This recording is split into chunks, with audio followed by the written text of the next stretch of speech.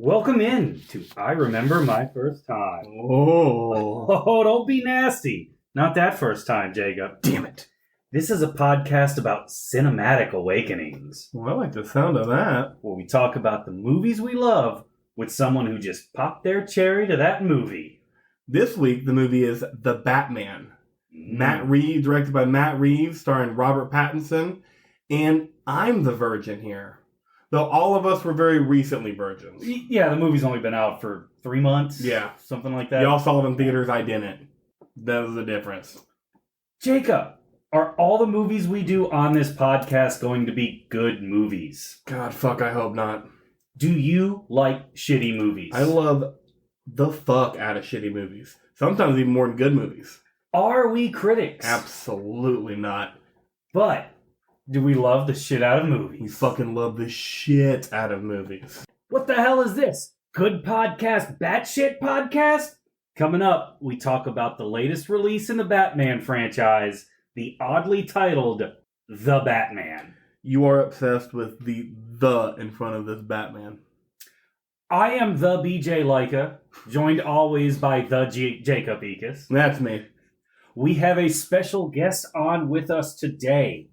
We have a hookah aficionado, a yoga pant aficionado, someone who loves comic book canon so much she has seen every episode of Agents of S.H.I.E.L.D., That's a doozy.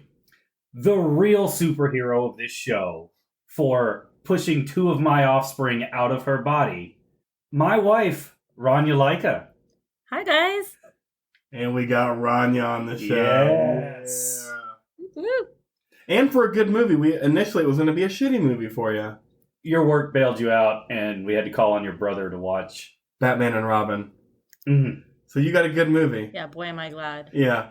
Batman and Robin was so bad. So, before we get started here, Ranyah, I already mentioned how much you love comic book movies and shows. Why don't you tell us a little more about your favorite comic book movies, shows, kind of what you think about movies in general? I can't say that I'm like an aficionado or anything like that. I just have always liked comics and action series, and I've always loved the animated shows growing up. It's like what I would rush to watch when I got home from school. You became an aficionado when you watched every episode of Agents of S.H.I.E.L.D. Everything else prepped you for that moment. I become an aficionado. I can't imagine there's a lot of people in the world that have seen every episode of Agents of S.H.I.E.L.D. When BJ told me you saw every episode of Agents of S.H.I.E.L.D. and you're telling us now that you grew up watching the animated whatever, that doesn't surprise me at all. I'm like, yep, of course you did. Of course. No, So I would love argue our aficionado for sure. I'm assuming animated Batman is kind of what you grew up on in terms of Batman? Yeah, a lot of them. Animated Batman, like there's Batman, what's the Batman series where Batman's older and he's got like a younger Batman? Justice League? Oh, I'd have to look that one up. Okay. But there's just a whole bunch of them. Just all the animated Batmans. All of the animated in the Batmans. movies. Love that. I've never been big into comic movies. We got into that last week when your brother was here, but I love Batman. I've always loved Batman, and I probably like Batman movies so much because they're the most grounded out of all superhero movies. It's just a dude in a suit. He can get his ass kicked. A rich dude. A rich dude. But a dude nonetheless. Yeah, it's not Iron Man's suit. Sure. It's not the same thing. No. It's funny how like half of them are either super powered or they're a normal dude, but they happen to be billionaires. Yeah. And I have a hard time rooting for, not a hard time, I love rooting for the bad guys and the villains. And Batman has such great villains that I've always just been into Batman. Yeah, that's me in comic movies. And I love X-Men too. Yeah, X-Men's great. fucking dope. X-Men's so fun. And I out of the entire Marvel cinematic universe, I've probably seen 3 movies. That's it? That's it. Wow. Yeah. A lot catching up to do. I love the Punisher TV series, That's good. but I love violence. You Shit made gets your my dick hard. You made your Ranyah, you made your way through all of the Netflix and CW shows as well, right? Yeah, probably most of them. Like Smallville, is that what you're talking about? No, the more recent ones: Green Arrow, Flash, Okay. Supergirl, and then Netflix had Legends, the Luke Cage, Iron Fist, The Daredevil. Yeah, Daredevil, all that. Yeah. Jessica Jones. Jessica Jones is Yeah. amazing. Yep. What'd you think of this movie? I mean, I love this movie. Great. But I'm hard pressed to find like a comic book movie that I didn't like. Yeah, but you loved this one. I did love it. Okay. Is this your favorite Batman movie? I want to say it is actually my favorite Batman movie. What was your favorite Batman movie before this? It's between probably Batman Begins or Dark The Dark Knight. Knight, Yeah, The that's Dark Knight. pretty. That's kind of what I thought. My favorite right now is Batman Begins. I'm about to rewatch the Trolling series with my girlfriend, so maybe it'll change, but I'll get into how I felt about this movie later. I can't say that I truly remember the older Batmans. Yeah. Like With I Jack don't Nicholson, Michael I don't Keaton, remember yeah. them. I've seen them, but I don't remember anything. I don't really either. I know Jack Nicholson, and I can imagine he was a dope-ass Joker. Sure. I've seen enough of his movies to know that he killed it. Mm-hmm. But that's about all I know. Yeah, same. And Danny DeVito, because I love anything Danny DeVito does. Because why the fuck not? He was in a movie called Twins with Arnold Schwarzenegger. I fucking love Danny DeVito. So he was Batman villain right before Arnold. Yeah. the one that you guys just watched most recently was Batman and Robin. Is that the one that also had a Riddler? That was like no, that goofy? was I thought the same thing too. No. That one's Batman Forever, and that has Tommy Lee Jones as Two-Face and Jim Carrey as the Riddler. Okay. And Batman and Robin, Arnold Schwarzenegger's Mr. Freeze, and Uma Thurman's Poison Ivy. And That's Uma it. Thurman is awesome in She it. fucking kills it. On to the Batman. Directed by Matt Reeves. Robert Pattinson's first forego as the Caped Crusader. Described by IMDb as when a sadistic serial killer begins murdering key political figures in Gotham, Batman is forced to investigate the city's hidden corruption and question his own family's involvement. That's IMDb. IMDb. They don't normally kill it, but it seems like on new movies where people haven't had the chance to put their own shit on it, IMDb kills it on the movie summaries. Yeah, HBO's was surprisingly a little disappointing this week, so Yeah. I went with the IMDb one. Yeah. I like the way that one flowed. Now, this movie has actually really good ratings. On IMDb, I believe this is the highest IMDb rated movie we've done to date. It is an 8 out of 10. 85% on Rotten Tomatoes and 72% Metacritic score. Which, Wow. again, a 72% Metacritic score is a pretty good movie. Yeah. The critics are critical, let's say. Brandon, that was funny. That was a pity laugh. But it was a nice funny. Now, speaking of critics, obviously, Roger Ebert not around to review this movie. What? He died?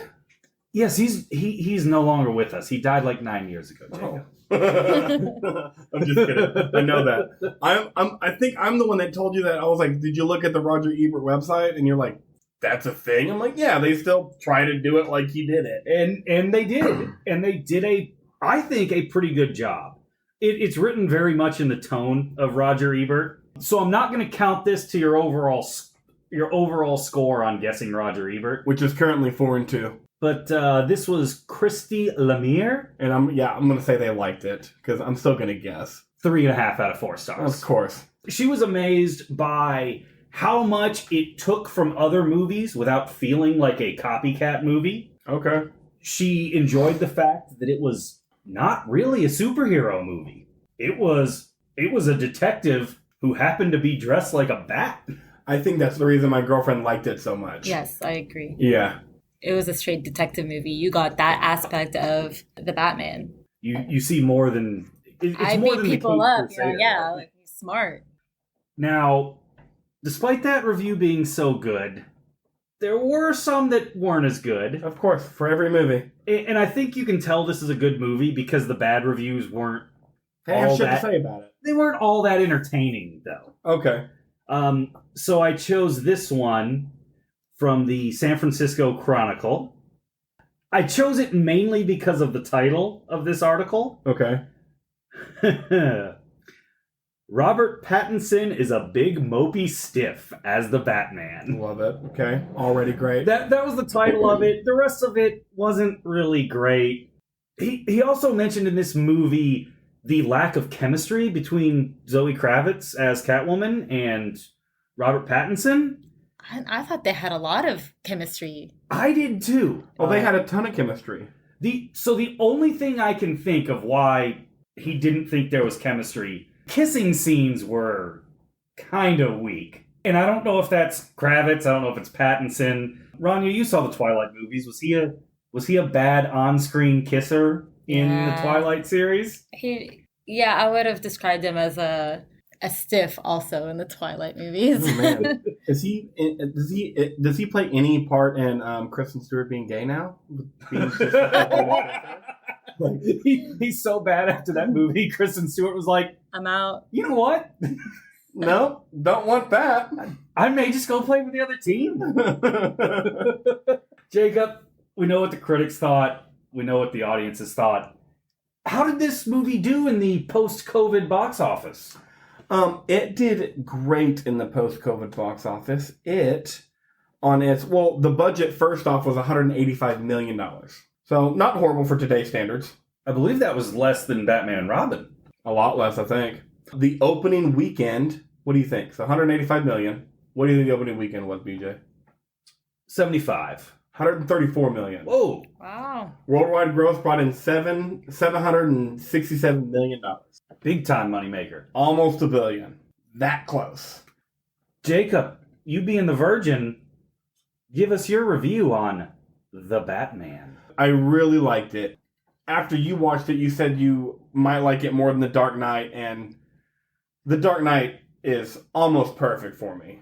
Like we touched on last week, as I've rewatched it, I get bored with a lot of the stuff that's not the Joker when he's not in the movie. My favorite Batman movie, and still is Batman Begins. Because I'm just never bored in that movie, and it's awesome. This movie, as violent as I could have wanted it, more violent than any of Nolan's movies, and I love violence. Fucking love violence.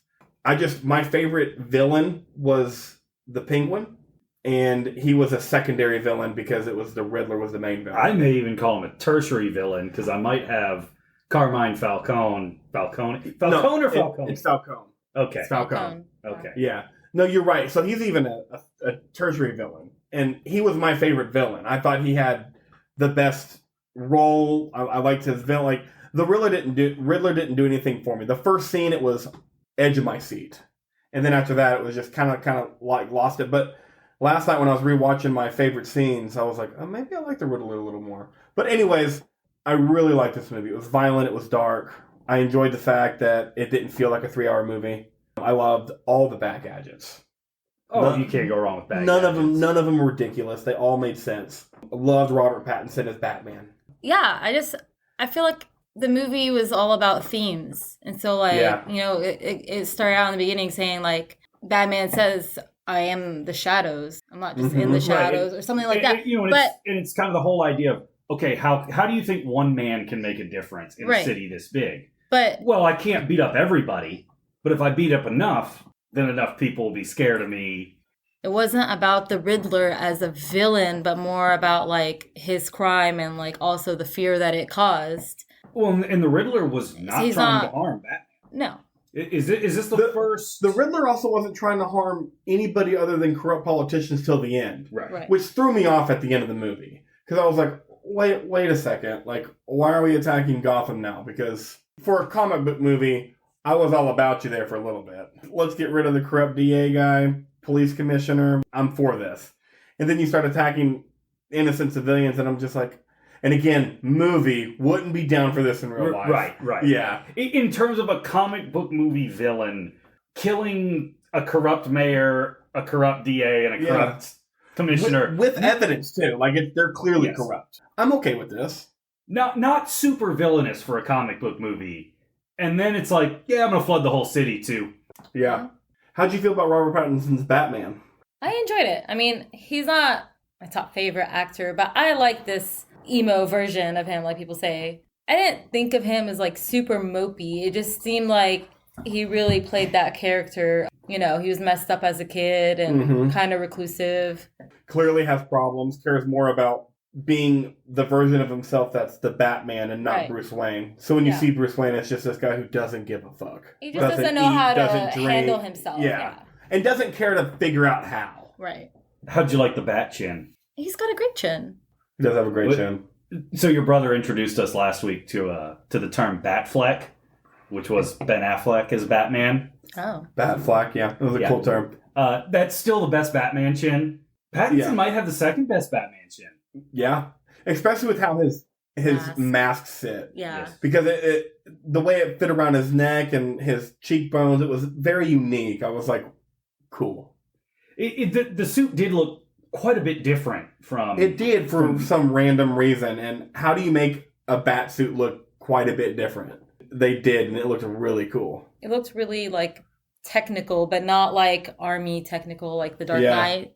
Yeah. Yeah, because The Dark Knight had a lot of military input, technology-wise. This just kind of looked like a rich guy basically had a cool bulletproof suit.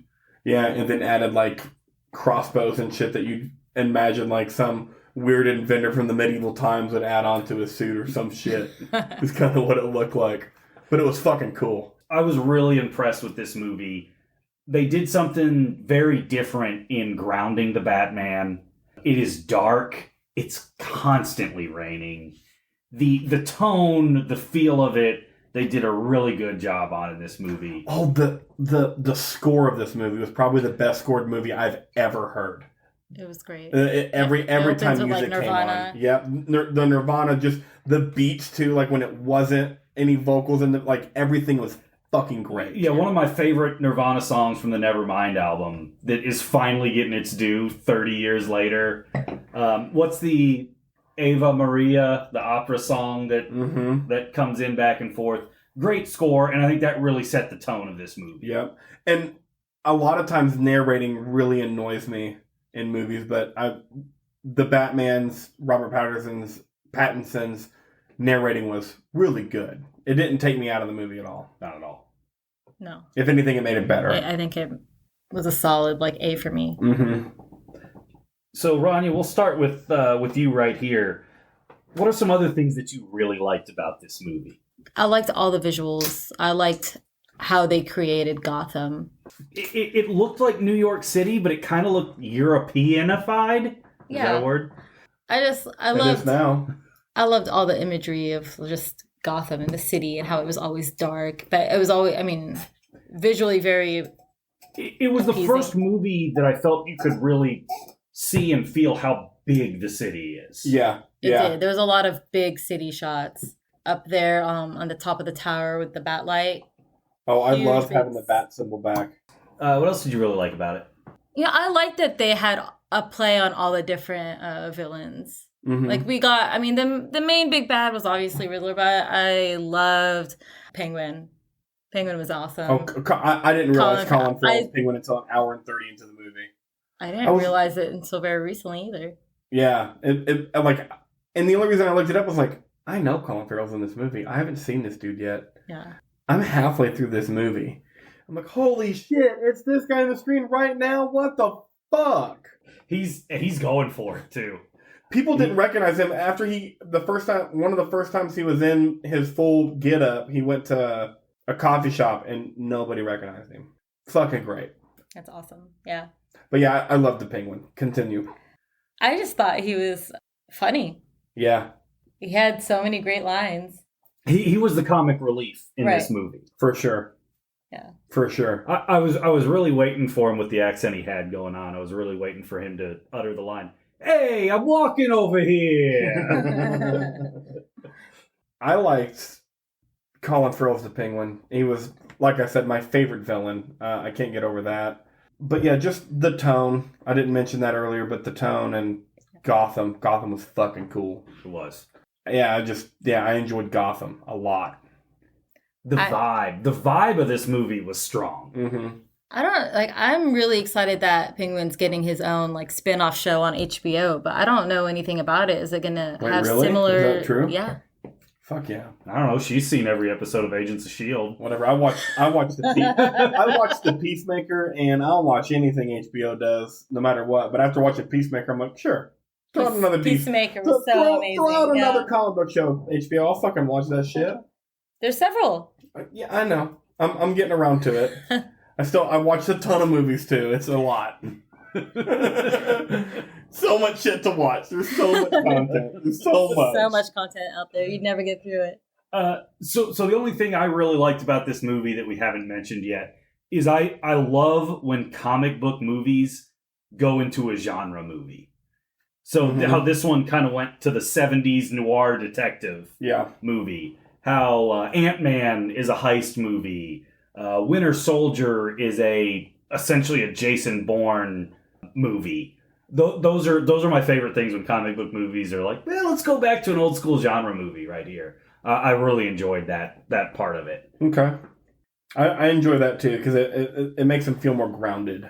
I do. I agree. I like the back and forth with like the detectives and the cops and just the way he handles himself around them and the way he talks with like Gordon and. You could give me an HBO show about just the cops, like Office style, kind of one shot talking into the camera about what they think about Batman. Yeah. I'd be for that. Yeah, that would be funny. Give me an outtake reel of that. Sure. Yeah. We talked about what we like. This probably going to be pretty short, but what didn't you like, Jacob? We'll start with you. Well, I wasn't a fan of the Riddler, and he was the main villain, and for me, Batman movies are about the villains. So the main villain not being all it for me was kind of disappointing. I don't know why. Like the first scene Riddler was in, beats the shit out of the mayor. I was like, all right, cool.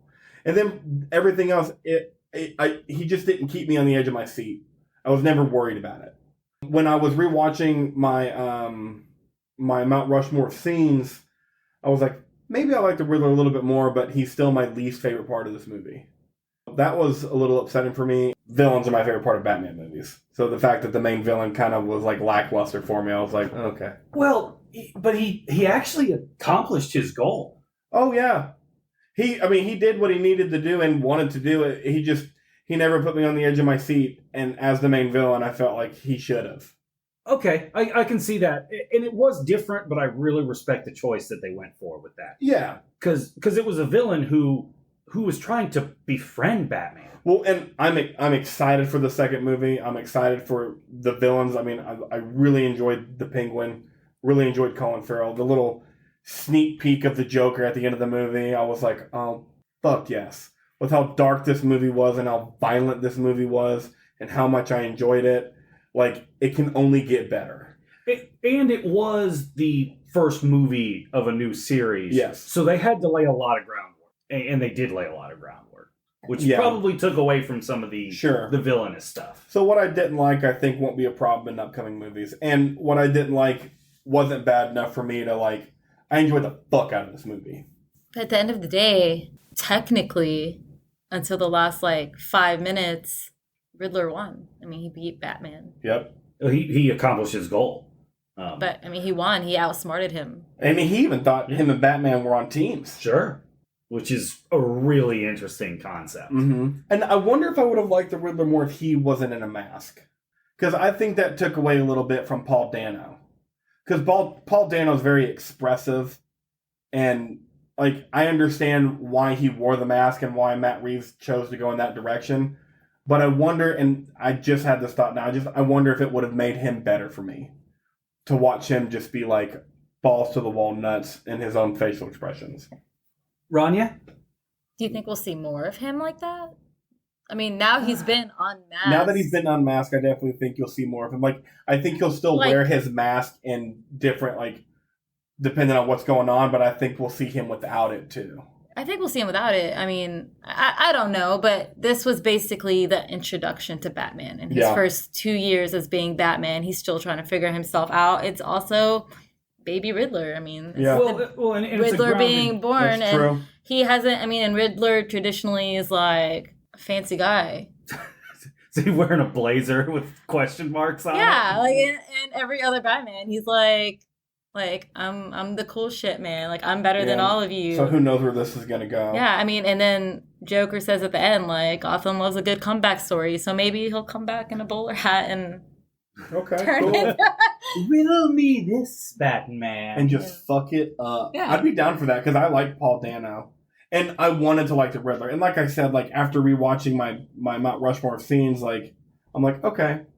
Not as bad the first time. I'm excited to rewatch this in its entirety and not just my scenes. Well, and I would also argue that that Batman is not a superhero yet.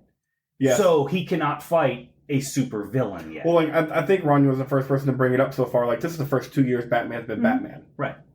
Like, it's all new. I mean, so we've been in COVID longer than Gotham has been dealing with the Batman for this movie. Yep. So not a very long time. No. People still don't understand that masks help. Like Batman's having a rough go at it. They didn't care about me until I took off the mask, though. Ranyah, is there anything you didn't like about this movie? What didn't I like? I have a hard time pinpointing something specifically I didn't like. Okay. This was just a perfect movie for you? And that's okay. No, I mean, okay. Quigley Down Under was a perfect movie for me, and BJ hated the soundtrack. Yeah. Because it was garbage. No, like, sir. It was fucking amazing. The only things that I had a hard time with certain aspects of Pattinson's, like, acting, I guess. Like, I love the Batman and the visuals and... So Bruce Wayne is your complaint? I mean... Max, no. I think he did a great job, and he had way more range in this than I think I've seen from him. But he was still kind of like that same moody, like, he has a lot of the same facial expressions. So there's that. I don't know. But I think he's grown. The movie Matt Reeves watched, and I started it, I didn't finish it before they took it off Netflix, but the movie he watched that made him realize that he wanted Robert Pattinson as the Batman is Good Times. Yeah. I haven't seen it. I watched the first half of it, and it was awesome. Does he play Jimmy JJ Dynamite Walker? No, he plays this fucked up inner city kid who's trying to take care of his mentally ill brother, and they're both just kind of fucking nuts. And he steals his brother out of medical care. He's supposed to be there, like, shit goes down. He's been accused of murder, and it's fucking nuts. I will say, I love that he's not what I expected a Batman to be. Yeah.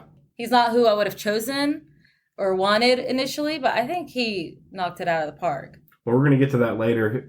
Who could we recast? I'm excited to hear who you would have wanted later. Okay, yeah. It's not who I wanted it to be. Okay, cool. That means you want it to be somebody. Yeah, that's exactly what that means. As far as I'm concerned, nothing too major that I didn't like about the movie.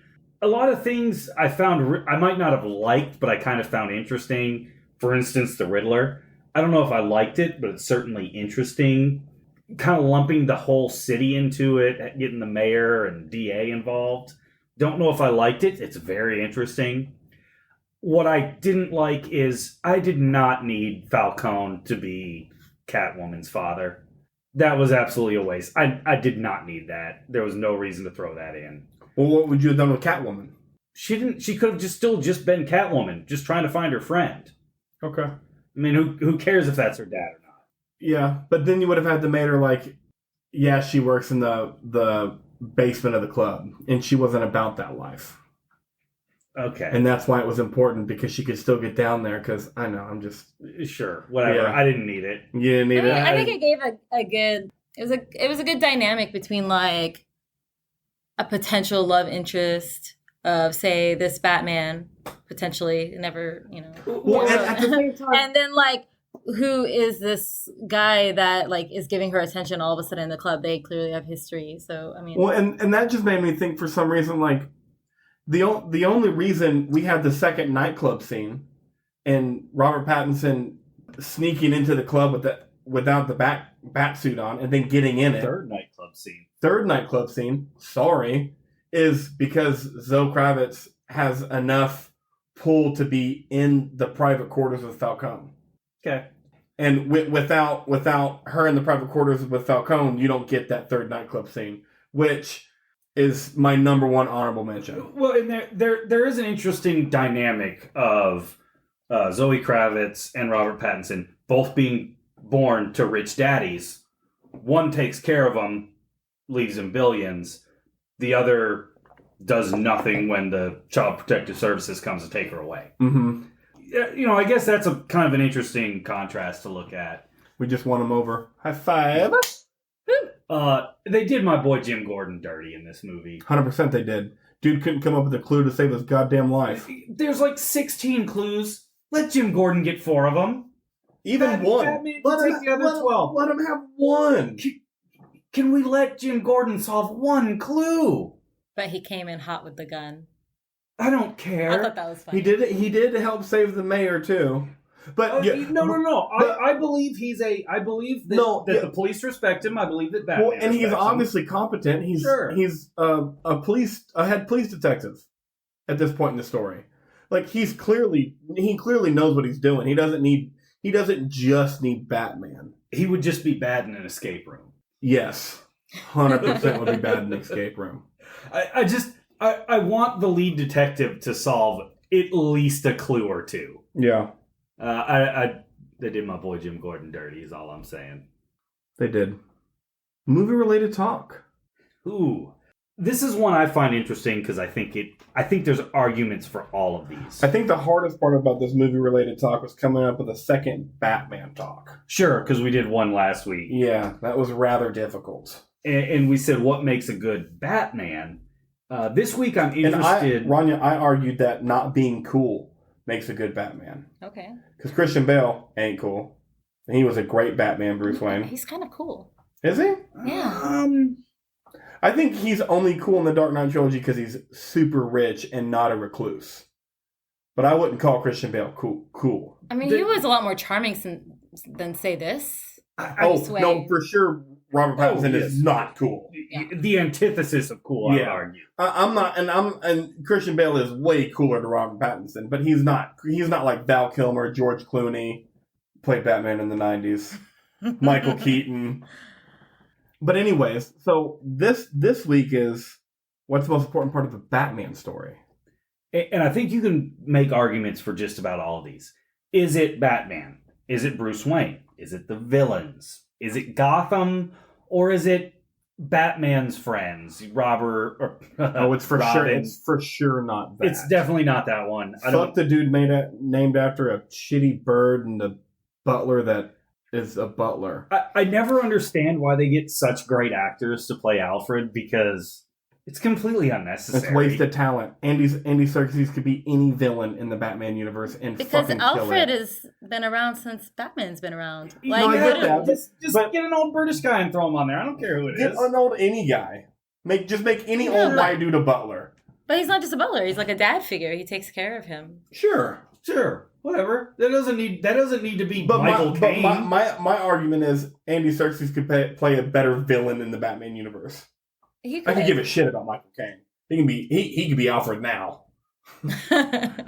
Jeremy Irons plays Alfred in the Batfleck movies. Why? Jeremy Irons is way too good to just be. I also think the hard argument is I don't think Bruce Wayne and Batman are very important to how good Batman is. I disagree. I think Bruce Wayne is critical. I think Batman is more critical than Bruce Wayne. I think Batman is second to Bruce Wayne. And what makes a good Batman story? I think it's all villains. I think the hardest one to argue is Batman, but y'all told me that's important. No, I think Bruce Wayne's more important than Batman. Okay, what do you think? Is Bruce Wayne more important or is Batman more important? I mean, I think that Bruce Wayne makes the Batman. So I think Batman's second. I mean, at the end of the day, Bruce Wayne and who he is, like his enemies, like not his enemies. Sorry, let me rephrase that. His internal struggles make Batman. Yeah, because you've got to have a problem if you're a billionaire and you're like, you know what I want to do? Beat the shit out of street level thugs at night. Literally, I mean, he's like a day away from being somebody in like Arkham. Yeah. Oh yeah. Oh, for sure. He's fucking nuts for sure. And maybe this is because I've never watched any of the animated series, because the movies focus on Gotham and the villains. And I've only ever watched Batman movies. So when I think of Batman, I don't really think of... I mean, I do think of Batman and Bruce Wayne, but I'm also like, without the villains, there is no Batman and Bruce Wayne. So the villains in Gotham are more important to the overall story. But kind of without Bruce Wayne making a Batman, there's no villains. There was crime, but the villains that came out of it... That's true. And you can just go so many different ways with Bruce Wayne. Yeah. That is really what makes it more interesting. I really like what Ranyah said. Like, without a Batman, is there a Joker or a Riddler? Or this movie... There's a Falcone, sure. Sure. But every major city has a mobster. Right. But are those other lunatics there? Lunatics come up to meet Batman. Yeah. At his level. I mean, clearly in this movie, the Riddler was doing everything he was doing because he thought him and Batman were on the same team. Right. The Batman created the Riddler. I like that argument. Yeah. I actually think Gotham is... I don't know if it's the most important, but it's certainly the most interesting. The world building of Gotham, how many different ways you can go with it. Well, the citizens, the police. Without Gotham, you don't have Batman. Yes. And you don't have Warframe Bruce Wayne. Right. So we just worked our way up the ladder. Gotham gives you Bruce Wayne. Bruce Wayne gives you the villains. You know, BJ, if you're any smarter than you are already, you would have another blat for this episode. You would have started with that. You'd open the discussion with that. Yeah, but I didn't realize that until just now. Yeah. But I'm a Gotham guy. Of course, I've read all the stupid Malcolm Gladwell books about sociology, and the sociology of an entire corrupt city is pretty fascinating to me. And it's more than just good versus evil, right? Because it's a city. There's good people, there's bad people, there's people in the middle, there's people who just want to stay out of the way, there's people who want to do things, but they're not sure why they want to do things. I don't know. I'm a Gotham guy.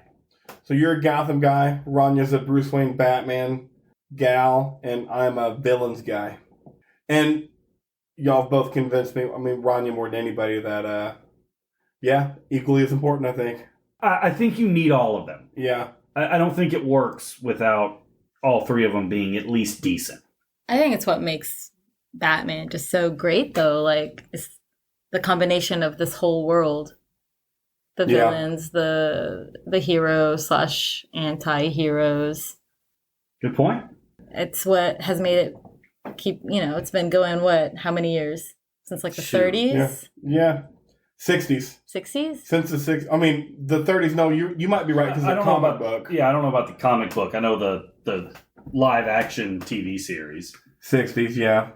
It just keeps coming back. I mean, we have our, fifth Joker, if you count Mark Hamill. There's so much to get into. No, even Mark Hamill's not even the only animated Joker. There's and people just keep coming out with it because people want to see Batman.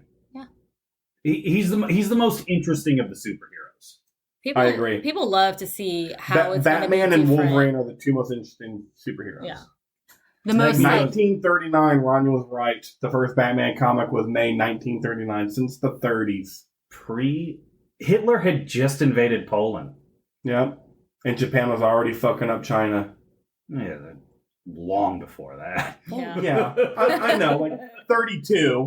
But I'm just shit was intense already by 39. All right, so we're going to get off of early 20th century fascism and move on to our Mount Rushmore of scenes. There we go. Mount Rushmore scenes. Oh, before we go into the Mount Rushmore scenes, I just want you all to be aware that Robert Pattinson, Batman, is 30 years old in this movie. His parents were killed in 2001, so that makes Bruce 30 years old. And this is not the first time Zoe Kravitz has appeared as Catwoman. What Did y'all know that? I didn't. She was in the Lego Batman movie as Catwoman. Oh, okay. She was the voice. Did not know that. Yeah. Fun fact. This Batman movie had the most villains of Batman's gallery within a single movie since the 1966 Batman movie, premiering 55 years ago, had Riddler, Penguin, Catwoman, and the Joker, which are the same ones in this movie. Oh. Yeah. So now that we got that out of the way, Mount Rushmore scenes. Zoe Kravitz, second time to play fucking Catwoman. I have not seen the Lego Batman movie. It's fucking awesome. Will Arnett plays Batman. I knew that. Does he really? I didn't know that, and I love him. It's fucking amazing. Yeah.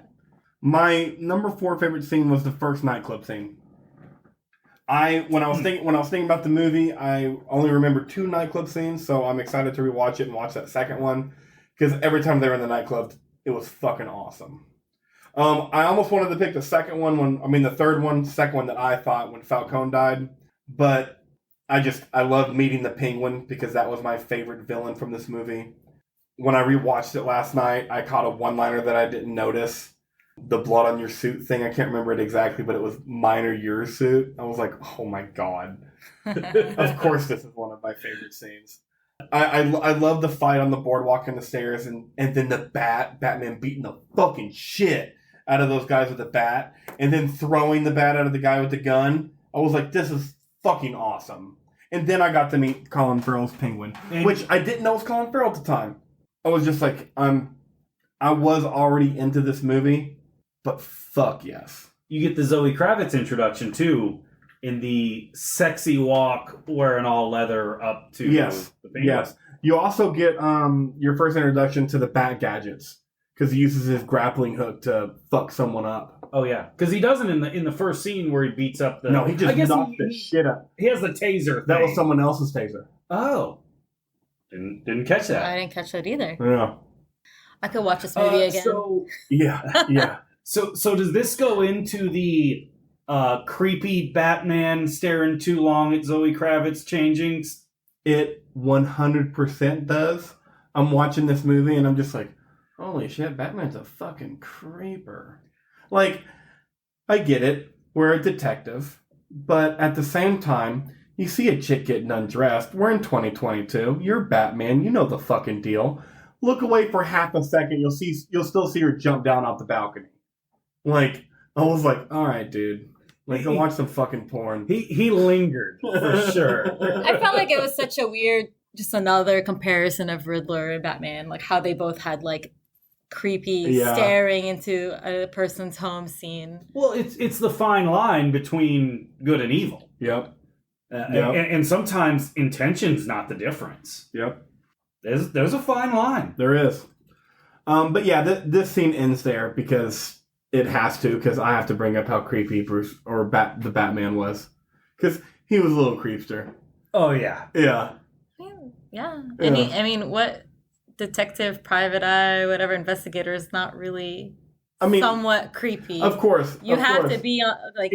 His social skills seem pretty low. They're a little shot. Yes. It works out for him. He kisses her at one point, so I guess whatever. She's into it? Yeah, sure. Well, she didn't know he was... yeah, but she's not dumb. Tom. Look at her climbing around on fucking roofs in Gotham City. Like, she knows the fucking deal. Some random dude in a fucking bat costume. Yeah, you looked at me naked. Like, yeah. Good. Anyways, Ranyah, your fourth favorite scene. My fourth favorite? It was the jail scene when he wakes up in jail. Oh, Batman wakes up in jail. Batman wakes up in jail. He's got cops surrounding him. They're discussing if they want to unmask him right then and there. And then, like, he just, in a frenzy, wakes up. The failed flying squirrel suit scene. The squirrel suit. So that's where I was going to lead. Like, the awkward, like, clearly he hasn't had to do it that much. Zips up the squirrel suit. And, wait, let me back up. Sorry. Yeah. And just how awkward, like, he just didn't land it. Like, yes. He's not a superhero yet. Yeah. That's why there's not supervillains yet. And he's never really a superhero. He just knows how to handle his shit better. And he clearly is still learning. Clearly. And like, he straight up hit a bridge. I think I audibly laughed when he hit the bridge and fell in the theaters. Yes. I think I audibly laughed. I found it so funny. I loved it. That was a good scene. It was funny. What was it that he told Jim Gordon right there about punching him? Oh, there was a quote. That was a funny quote, too. So Jim Gordon was like, he could have at least pulled that punch. So and not hit him as hard. And he goes like, I did. I did. Yeah. Your third favorite scene, BJ? Fourth favorite. That's what I meant. Sometimes I try to fast forward this for whatever fucking reason. So it is the capture of Paul Dano as the Riddler and the conversation in Arkham Asylum between Batman and the Riddler. Oh, where he's banging on the glass. Bruce Wayne. Because I think the reveal is not that Paul Dano is the Riddler. I think the actual reveal is that he's trying to befriend the Batman. I think that's the shocking reveal. Not of who it is, but like I said, I think the Riddler's reveal is his master plan is to fuck up Gotham. Okay, but either way, it's not. No, but either way, it's not what we thought it was. Correct. But I can see it being like befriending the Batman. I think the biggest reveal was the fact that Batman realizes right there, first of all, this guy knows who I am. Like, is he going to out me? Also, like, the big reveal was that he outsmarted Batman. Like, right then and there, when he's just like, you didn't see that yet? Yeah. Like, how did you not catch that? You're not as smart as I took you for. I mean, I guess that was the big reveal that he was going to, drown the city. But the big reveal wasn't that. It was there was a bunch of reveals. There was a bunch of reveals because he for sure thought that the reason he was able to shoot Falcone was because him and Batman ran on it. Right. And he was like, wait, you're not as smart as I thought you were? Yeah, just love that scene. Paul Dano fully unhinged. Great scene. That was probably my favorite scene with the Joker. With the Riddler. Yeah. Fair. Jacob, your third? The car chase. The car chase was fucking incredible. The Batmobile was incredible. I don't know what about the Batmobile it was, but it looked like all four tires could move any direction they needed to. Just the way that it was shot, like driving up against the 18-wheeler and then stopping and then going up that ramp. Like that scene, I was like, all four wheels move however they need to. And the Batman just figures it the fuck out. This car's awesome. And it looks so cool. It looks so cool. It looks fucking scary. It was amazing. In the alley with like the jet fuel coming out. Yeah. The bit of trivia I have is Matt Reeves, he liked the idea of the car itself as a horror figure making an animalistic appearance to really scare the hell out of the people Batman's pursuing. There is absolutely a horror genre aspect to this movie. He nailed it. Yeah. Because it's loud, it's menacing. It looks menacing, it sounds menacing. The way Batman drives it is menacing. That could be the villain in a horror movie, that Batmobile. Yeah. I can see that. I loved how the scene started. I start the scene when Catwoman steals a bag of the money after the Penguin's already trying to get away from the Batman. So that's when it starts. And it ends, I wanted to end it with the interrogation of the Penguin, but I didn't because I just didn't. It ends with Batman walking up to the window of the Penguin and it being shot upside down from the Penguin's perspective, and Robert Pattinson's the Batman walking up with the fire exploding in the background. Speaking of the fire, the Batmobile going ramped up through the fire. I was like, fuck yes. This is so fucking cool. How'd the airbag not go off in the Maserati that the Penguin was driving? He probably had it disabled. Okay. Fat people problems.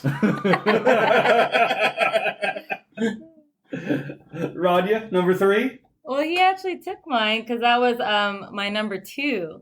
Oh, so if you have anything to add on it, because... he ended it before that interrogation scene, but I was going to include it as part of it. No, include the interrogation scene, The interrogation scene was one of my favorite scenes. And just like them getting so involved with the interrogation and then their own like banter back and forth and them leaving him, and he literally looks like a penguin handcuffed. I love that. He did the penguin walk. Love that. Plus, that was also one of my favorite like lines. Yes, in the movie where he's just like, "What is this? Bad cop, bad chick cop." Yeah, that's why I had to start the podcast. Yes, and that scene also had Colin Farrell being like, "L and law. Am I the only person that knows the difference between L and law and Spanish? You dumb fucks." I love like he doesn't say dumb fucks, but I'm like that was so funny to me. That's funny. When he's really given the "Hey, I'm walking over here" accent. Yeah.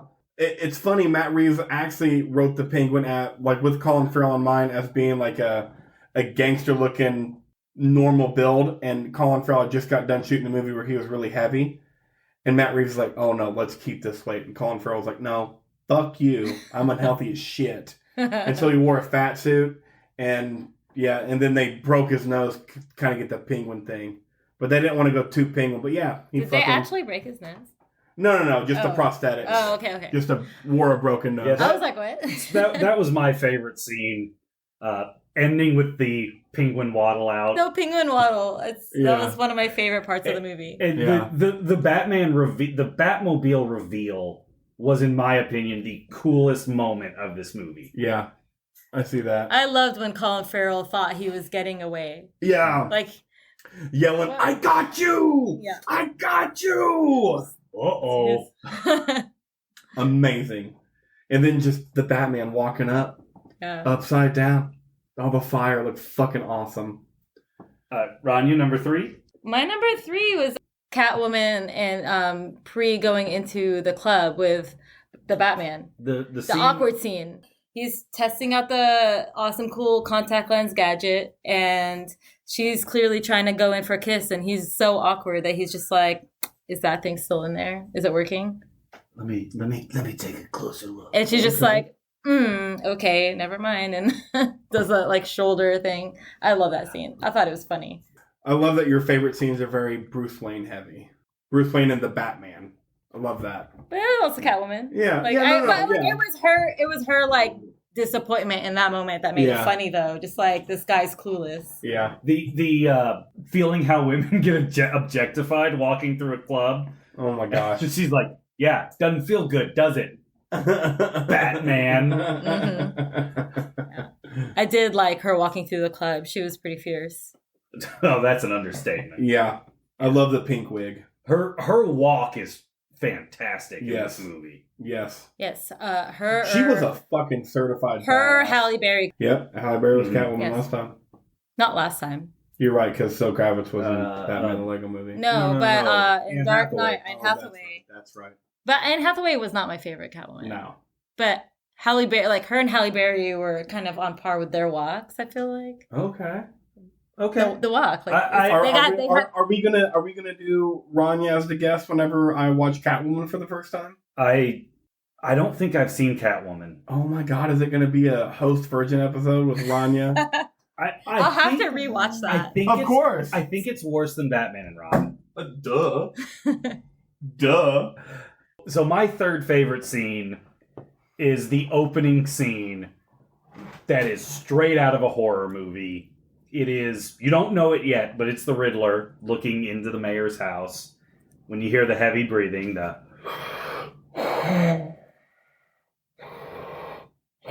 See, the before you continue, that sucks about you watching it in a theater, me not, because I didn't catch the breathing from the Riddler. No. Oh. No. Oh, yeah. It's not as obvious. You're right. Didn't catch that at home in my living room. Yes, it's pretty intense. And I don't listen to my movies turned on low.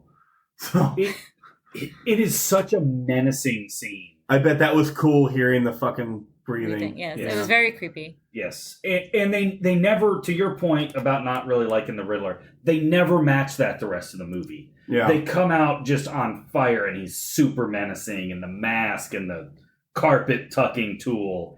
And they never really match that horror movie element from the Riddler the rest of the movie. But it's so good in the first scene. But after that first introduction of the Riddler, it is just about the crime. Like, it's there. Like, I don't really feel like it's about the Riddler anymore.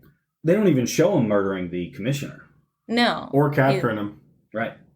I mean, he's in the back of the car for the DA, but that's about it. Jacob, second favorite? Also an intro scene, but not that one. It was the intro to the Batman. Yeah. In the subway scene, Ranyah, I'm a huge fucking fan of foreshadowing, and I just have this rock hard feeling that we're gonna see that gang again as the Joker's henchmen. They kind of had the look. Oh my god! I thought that too. I think. Yeah. But I loved how that scene opens. Robert Pattinson as Bruce Wayne narrating what's going on in Gotham and him being Batman and the bat signal and just all the different crimes that are happening in Gotham at that moment. The dude wearing the pumpkin, stealing, the spray painting, like all the different crimes that are happening. It was just like, just introduce me to Gotham right after your scene with the Riddler killing the mayor. Like, introduce me more into Gotham. And then Bruce Wayne, not Bruce Wayne, sorry, the Batman knocking the complete fuck out of that gang. The kick-ass Nirvana soundtrack playing in the background. The kick-ass Nirvana soundtrack. Like, at that moment, like, this movie, like, I was like, oh my god, I love the narrating. I loved... This was my number one favorite scene until we got to my actual number one favorite scene, because this was just so, like, I was like, I'm in for a fucking ride. And then how violent it was, because that first fight was so violent. And the first dude he kicked the shit out of, he said, "I'm vengeance," and they're like, "Who the fuck is this guy?" He's like, "I'm vengeance." Like the last two punches in the train state, or the last two punches, the victim was already unconscious, and Batman says, "I'm vengeance" was improvised by Robert Pattinson, stating, "I wanted to say it as the guy is losing consciousness, so it goes into his dreams. I really wanted his future to be really, really damaged." Matt Reeves has issues. So creepy. No, that wasn't Matt Reeves. That was Robert Pattinson. Pattinson. Yeah. That was Robert Pattinson that wanted to do that. I mean, and just like he says, the bat signal's not just a call; it's a warning. He says, "I use fear as a tool. They think I'm hiding in the shadows, but I am the shadows." Like all this stuff happens in this scene. And so, do you think the person that double parked before they went into the grocery store and they're walking to the grocery store and see the bat signal? You think they run back to their car and make sure they're not double parked? No, only because this is year 2. At year 4 for Batman, fucking maybe.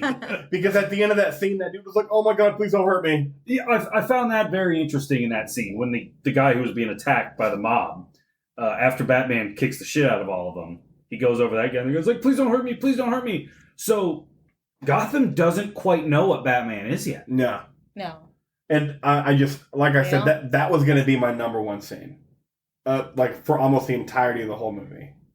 It's funny that you say what you said about, like, Matt Reeves and, like, giving Robert Pattinson, like, that choice to do. Because I read something, I didn't know about that scene about Robert Pattinson, like, wanting it to come out that way. Yeah. But I did read something about the Riddler's act. What's the Riddler's Paul actor? Dano. Paul Dano, that's right, sorry.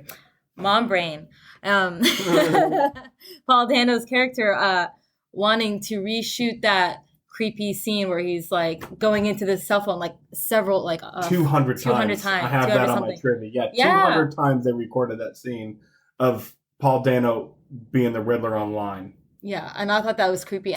Wow. In general, the Riddler being online and like in today's world is creepy enough, but like him trying to make it more menacing, it's really crazy. I really liked how dark it was, and I think it's going to be a really good story for Batman and Bruce Wayne, because I think the darker you can make the Batman universe, the better.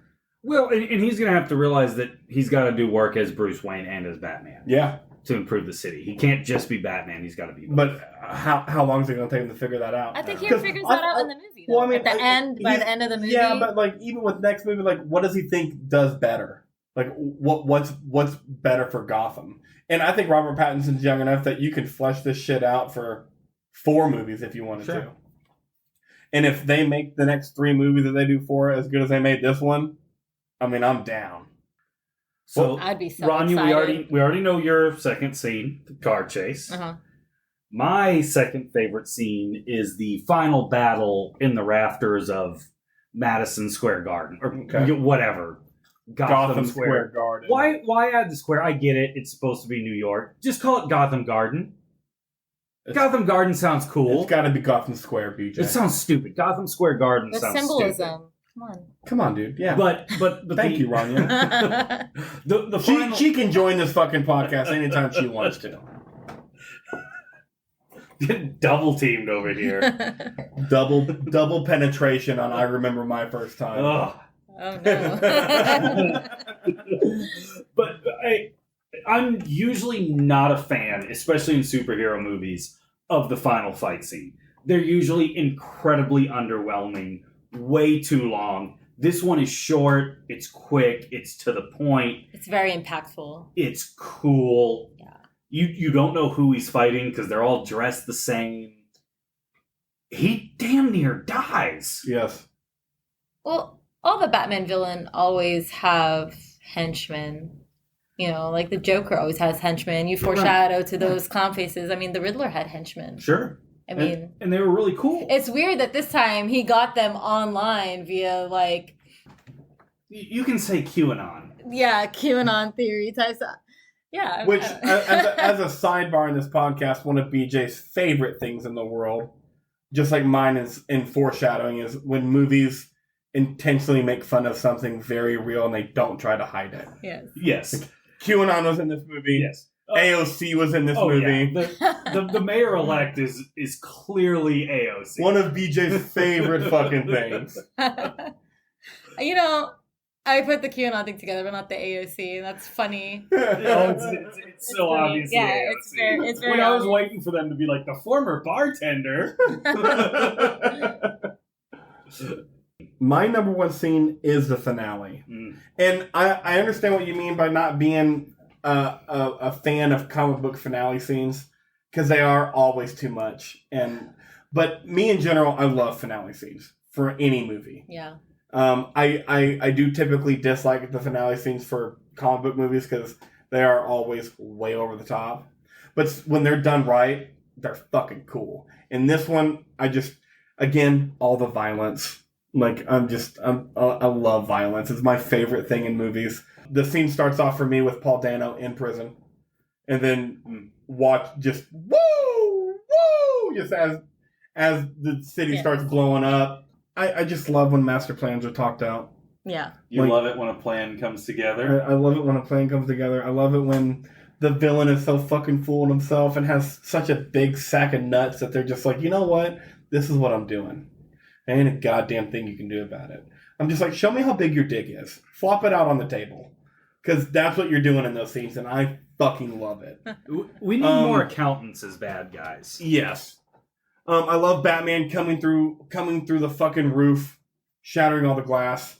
Catwoman coming in to save the day. As much in that nightclub scene when he beats the shit out of people with a bat, he uses a gun as a bat in this scene, which I very much enjoyed. Catwoman showing up and saving Batman, who was about to die. He was. Like, is Batman gonna die in the Matt Reeves cinematic universe? Because he almost fucking died in this movie. What was it that he injected himself with? So I've never seen I'm about that. to get to that. Okay. I watched that and I was like, well, that was fucking cool. And as I'm doing my trivia, I read that a struggling Batman injects himself with a green drug that gets him back on his feet, but briefly drives him berserk. It looks a lot like Bane's venom. In the comics, Bruce briefly became addicted to the drug so he could better protect people before Bane was even introduced. Interesting. Wow. Isn't that fucking cool? Yeah. Yeah. And then he beats the fuck out of that guy, which, again, I can't reiterate it enough. I fucking love violence. So Marvel set the stage with Tony Stark dying in Endgame. Sorry, spoilers. Whatever. I can very much see Batman dying in the Matt Reeves universe. Cinematic universe, yeah. I can see that. I also feel like this Batman's definitely killing people. Oh, this Batman kills people. I mean, he might not ever mean to, but he's too violent. He's too crazy. And I love it. Yeah, if he doesn't change, if this is the Batman the whole way through, he's killing somebody. Well, and if he does get addicted to that Bane's venom, he's going to kill somebody just on that alone. Because, I mean, he loses control and just beats the fuck. He almost knocked the shit out of Gordon. And he pulled that punch. Yeah. Ranyah, favorite scene? Number one. My number one was the intro. So I might talk about some of the lesser scenes that we'll do real quick. We'll do quick honorable mentions. Yeah. Cool. Well, then I loved the imagery of the first scene, the intro scene. I wasn't more excited. The intro to Batman? The Batman, yes. Okay. So my number two scene. Your number two scene. I loved his narration of it. I love the imagery of Gotham. I love that it was on Halloween. And that everyone was creepy. I love that it was on Halloween. I love that everyone was wearing the masks. I love when PG-13 movies say the F word. Yeah. They did. And they said happy fucking Halloween. Yeah. Sorry, keep going. I love that we had that first introduction to him with like the metal, the boots. Mm-hmm. And you just hear him walking in. He's got lifts in those boots because Robert Pattinson looks 6'5" in the Batman costume. Yeah. And he's 6'1". He's tall, yeah. So he's not short, but he might not have had lifts because if you're 6'1", you can shoot it to look tall. Yeah. Well, and oh my goodness, the actor that played Gordon. I know he's a short guy. Zoe Kravitz is short. Zoe Kravitz is real short. Real short. Keep going. Why'd you say it like that? I don't fucking know. Lisa Bonet's daughter, right? Lisa Bonet and Lenny Kravitz's daughter? Sure. Definitely Lenny Kravitz's daughter. Yeah. I know 2 people fucked to make her at one point. Jason Momoa's stepdaughter. Yep. You clicking on that link on Pornhub? Maybe. Maybe. What else did you like about the scene? Anything? Anything you left out before? I was going to ask, because I don't remember. I feel like my memory these days, it's just struggling, 2 kids working full-time these days. The imagery for, like, the drops on, like, the packaging, did that come from previous comics? Just, like, I feel like I've seen it before, but, like, the shape of, like, the teardrop on, like, the drops, drugs. Well, it's like an eye drop, right? They're dropping it in their eye. Am I wrong? I missed this part of the movie. Oh, who knows? Well, the drugs, they show up several times. They show up in the beginning. They show up like when they bust them. When the DA's doing them in the club. Yeah, there's several times where they show them. Like the packaging has like that teardrop shape, and I feel like I've seen it before, and I don't know if it's from previous Batman comics. I have no idea. I couldn't. But I loved it because I felt like it seemed classically. They said Batman. drop heads in the movie at least 47 times. Wow, I missed that. Okay. They do say drop heads a lot. Yes. Drop heads? It is like crackheads, but. Oh, I get it, BJ. Your number 1 favorite scene? It's the car chase. We That's your number 1? Yes. Okay. When it comes out and you see the blue flame jet. When you see the blue flame jet fuel coming out of it, and the penguin's like, oh shit. It's the coolest moment in the movie. It's the coolest scene in the movie. And just the cherry on top is the penguin doing the penguin waddle as he's tied up afterwards. Great scene. Really cool, edge of your seat. It's the coolest part of the movie, in my opinion. I won't disagree with that, even though it's not my number 1. It is the coolest scene. And it's a fucking ride. It's the fucking tits. Do we have any honorable mentions? Oh, yes. The mayor's funeral scene where the DA gets his fucking head blown up. Yes. That was hard to keep off my list. It was really hard to keep off my list, too. I love that scene. I like when the guy on the other side of the, in the common area, he's trying to talk to him about these guys with, like, money and power, and he's talking to Bruce Wayne and doesn't realize it. I just love that. The awkwardness, and Bruce is just like, what? And there's so many moving parts to that scene that were just so much fun. I really liked in that part. So I think the cop's name was Martinez. He seems like he's just one of the cops, right? He's just a guy, and he's really questioning Batman when Batman shows up at the crime scene, etc. And then they're at the funeral, and he sees Bruce Wayne. He's like, "Hey, it's Bruce Wayne! Hey, Bruce, what's up? Hey!" And Bruce is like, "Just leave me the fuck alone, please." He's like, you literally called me an asshole last night for showing up to the crime scene. Fuck you. Yeah, fucking dick. He was the one that figured out that was a carpet tool, though. He did.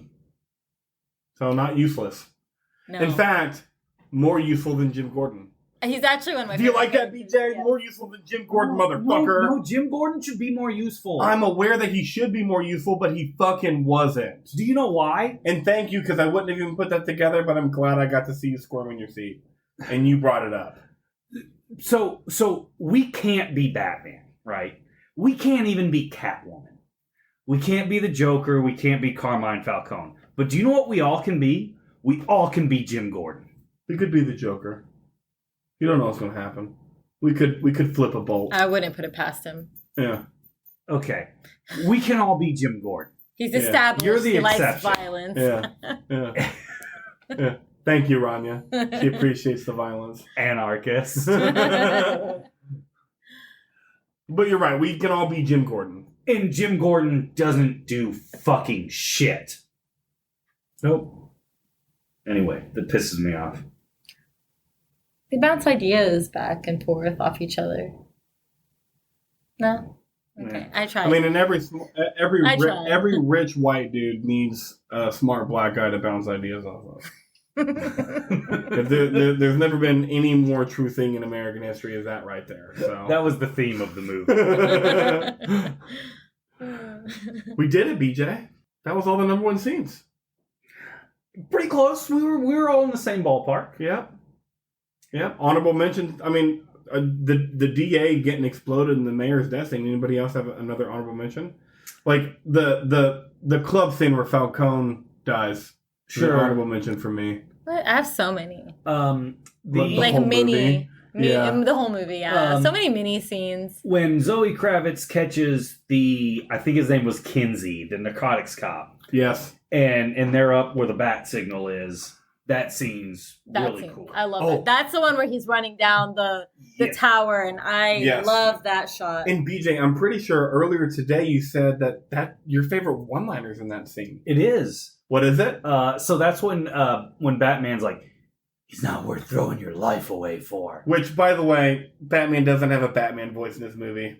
I don't care. Every time I do Batman, he's going to have a Batman voice.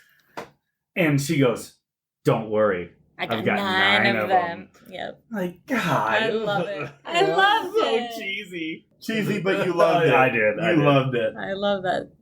You guys didn't like the dad joke thumb drive scene? No, because it makes Gordon look like a fucking dipshit because he can't figure out a single goddamn clue. Yep. But it was still funny. Oh, this guy's sick. Jim Gordon's doing a Batman voice the whole movie, isn't he? 100%. 100% he's doing a Batman voice. Jim Gordon it seems like he's like that actor's trying to be as dark as the movie. Bro, just play a police detective. What do you think, Batman? The riddle. That's what he's saying. I will say in this movie, Batman did the fade away, sneak away thing. Awesome. He did it like at least 3 times. He did it incredibly well. So I think I may be more jealous of his Irish exit than his billions of dollars. I wish to have that Irish exit ability. You are a personal user of the Irish Oh, exit. Absolutely. Yes, he likes that. And, I'm in not fact, a fan. you're not. You don't even like it when you do it when he does it for the both of you. I like it. Why would it benefits me? Okay. I like anything if it benefits me. Fair. I was so jealous of his Irish accents in this movie. It was nuts. But that scene with Martinez, and it's Martinez, right? Yeah. Yeah, and he Irish exits like Riddler's home in the apartment. Oh man, that's a good one. I just laughed.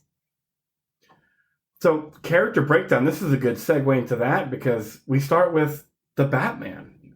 Yeah, the titular character. Yeah, and speaking of being a great Irish exit, that first scene where they're investigating the mayor's murder, Robert Pattinson said that he wanted to basically act like a ghost in that scene.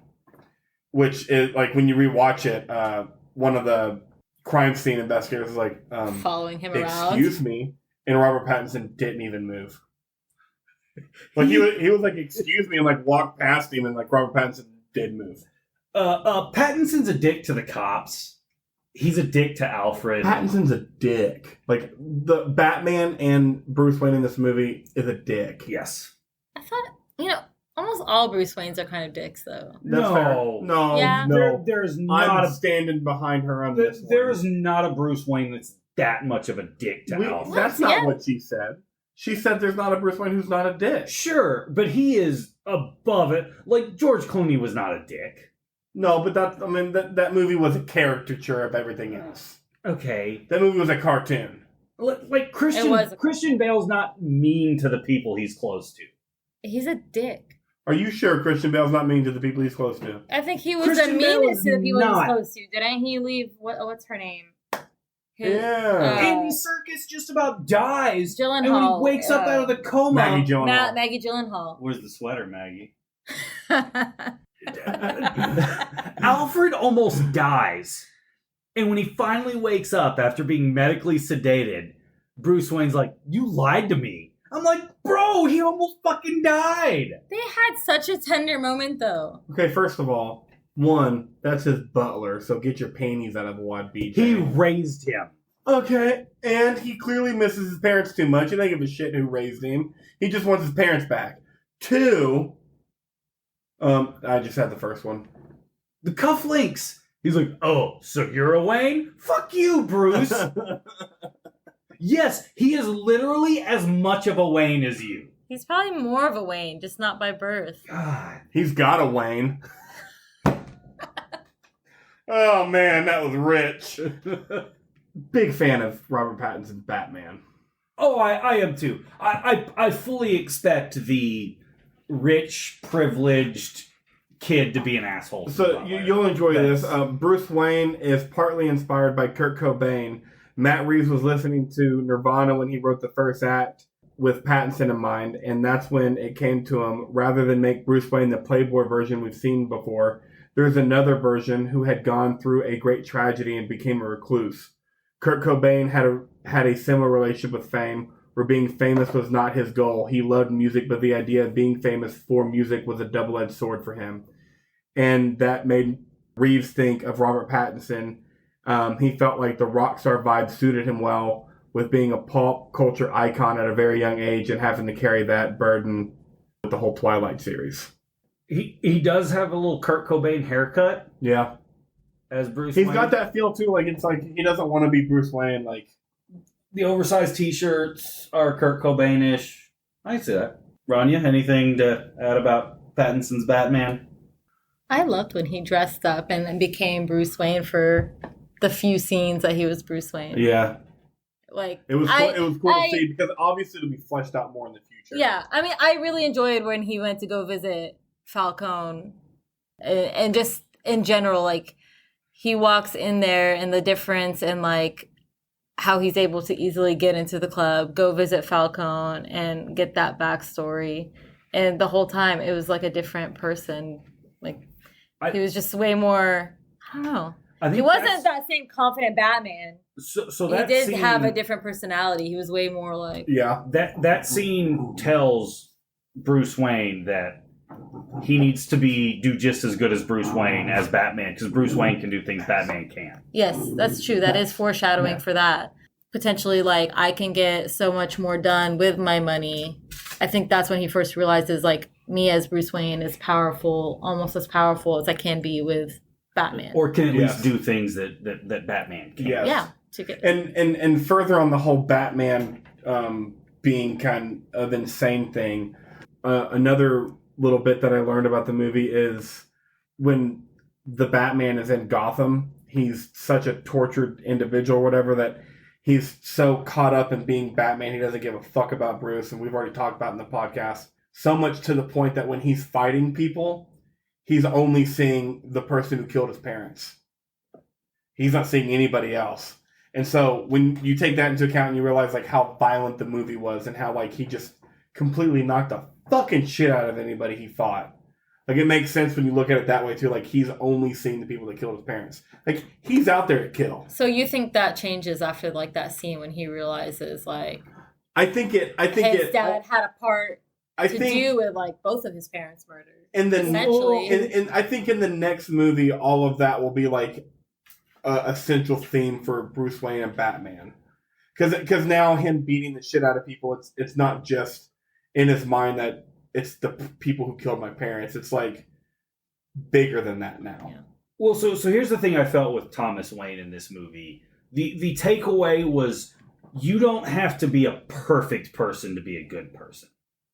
Sure. Because Thomas Wayne clearly wasn't a perfect person. But he was a good person. He made a mistake. He wasn't perfect. Yeah. But I still think overall Thomas Wayne is a good person. You don't know Thomas Wayne, but I feel like I agree. Moving on to Zoe Kravitz's portrayal as Catwoman. Before we get in, I want to have the discussion. Because as far as this podcast goes, the sexiest male we've had in a movie is Tom Selleck as Matthew Quigley. Yes. And the sexiest female is Sharon Stone in Basic Instinct as Catherine Trammell. Correct. Ranyah, you have seen The Batman with Zoe Kravitz and Basic Instinct with Sharon Stone. You haven't seen Quigley Down Under? No. I'll get ready for a mustache ride from heaven. You're welcome. It's on HBO. Sure. Does Zoe Kravitz overtake Sharon Stone's Catherine Trammell as the sexiest character we've watched on screen? Absolutely not. No. No, to a point. I loved how Sharon Stone though she just had confidence that Zoe Kravitz as Catwoman had on the exterior, but clearly didn't have as a person. As a person, yeah. yes. And Sharon Stone was also like we talked about when we did the Basic Instinct podcast. Like men have this unrealistic, put blondes on a pedestal. Like all blondes are gorgeous, and that's not true. Blondes are just like anybody else in this world. Like some are pretty and some are not. But Sharon Stone fit that fake narrative because she was fucking hot. Sharon Stone knew what she was doing. Yes. She did. And she was taking complete control in every scene. Catwoman was not. And that's a sex appeal too. Yes. Catwoman had so much. As a woman, like when you're just like in control and just like when you're tougher than every man you're in the room with, like I want you to fuck me. Like I don't even want to fuck you. I want you to fuck me because you know what the fuck you're doing. And I didn't get that feeling from Zoe Kravitz. No. No, I agree. Sharon Stone. But I thought that we had to have the conversation. Yeah. With Zoe Kravitz. But that's good. Sharon Stone as Catherine Trammell is going to be really tough to beat. I think so. In any movie. Yeah. And no one in this movie comes close to Tom Selleck as Matthew Quigley in Quigley Down Under. So... Ranyah, really, please enjoy it. It's such a great movie.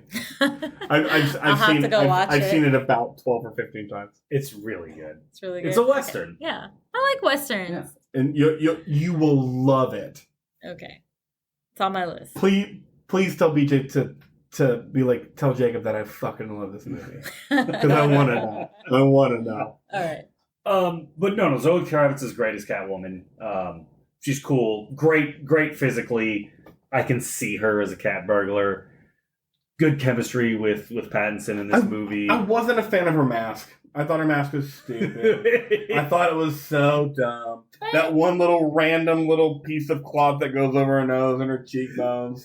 I was like, okay. So it's clearly that beanie that you buy at the dollar store because it's a little colder than you expect one day. Yep. That costs you like $1.50. Yeah. Yeah, that's her mask. But maybe she's going through the birth of her for sure. Character just like everybody else. Yeah. I mean, she's good at her craft, but she's clearly also new at it. Tobey Maguire's Spider-Man costume when he first got bit by that spider was pretty shitty. Yes. Yeah. It looked a lot like the PJs I owned when I was younger that were Spider-Man.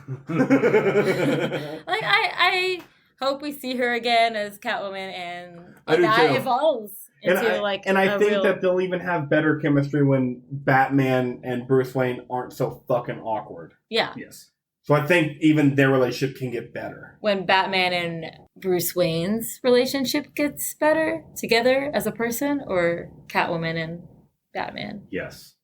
Both, I think, yeah. Okay, just clarify. The Riddler. We beat this one over the head quite a bit. We have. The idea of the Riddler, I think, is better than the character of the Riddler. Yeah. Just what he does. And thinking he's befriending Batman. I really wonder what my feeling about the Riddler would have been if I heard him breathing in that first scene. Because I think that alone could have put me on another level of him. Because for the rest of the movie, I was just like, I mean, yeah. But I wonder if that would have really changed it for me. I think that it might have. It's so hard to beat a theatrical experience with a movie like this. Sure. Gordon, we beat that to death. They did my boy wrong. They did your boy wrong. Penguin, we beat him to death. Great. Good job, Colin Farrell. You're getting the next movie. Oh, for sure. No, the next series. Colin Farrell's also the tallest actor to portray the Penguin at just 5'10". Just saying. At just 5'10". Other characters, Alfred, the DA, the mayor. Is really the only one to talk about is Alfred. So you mentioned earlier today that you knew that he was in the Special Forces.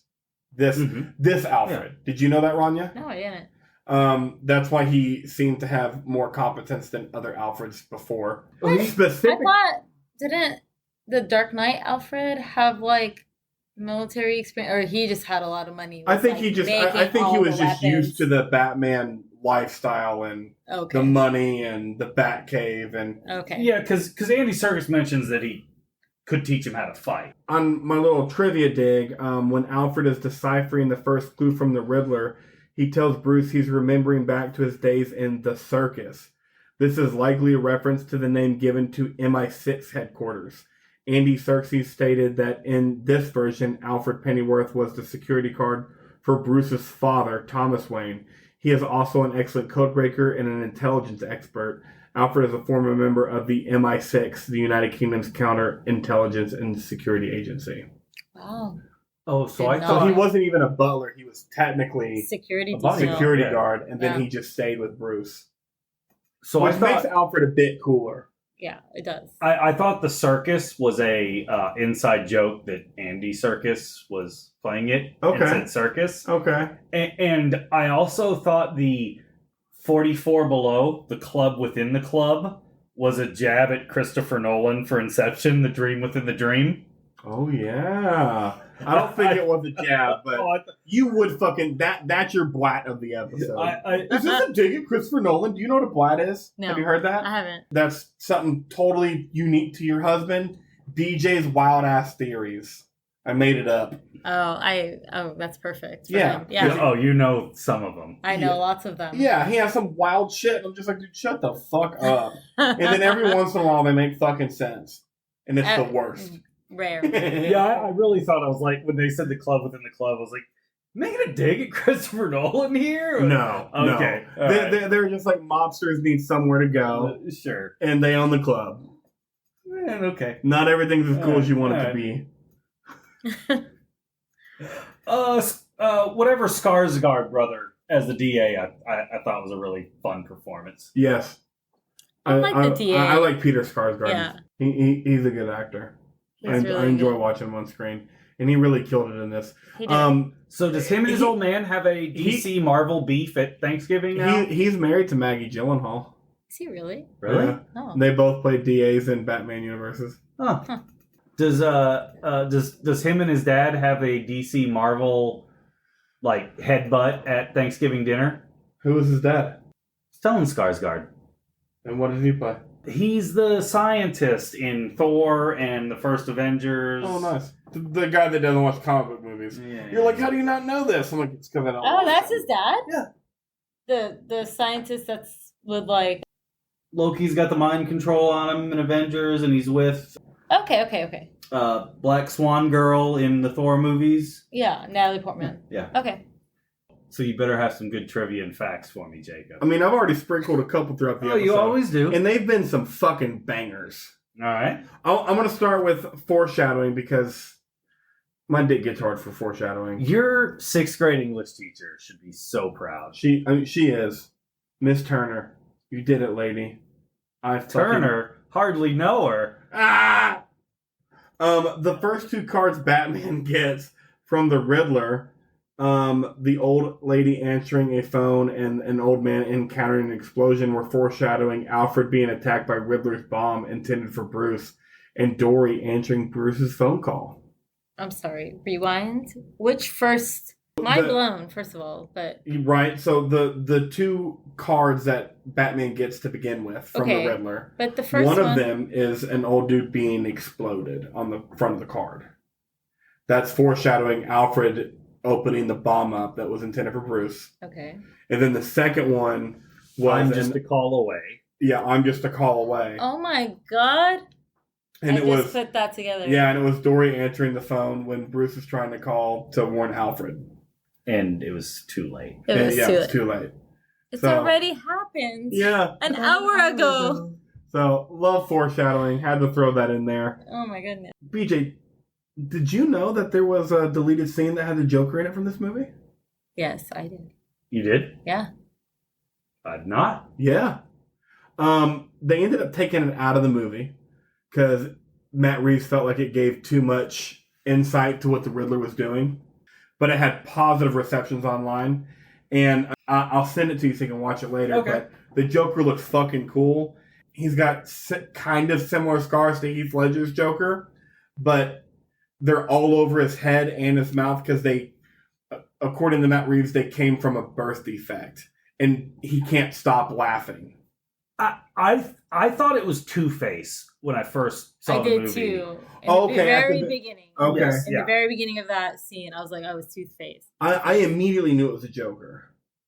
After he laughed. Sure, the laughs got it, but Yeah. but when they showed Well, I guess with not knowing Batman as much as you two, I didn't think anything of it. I was like, this is going to be somebody.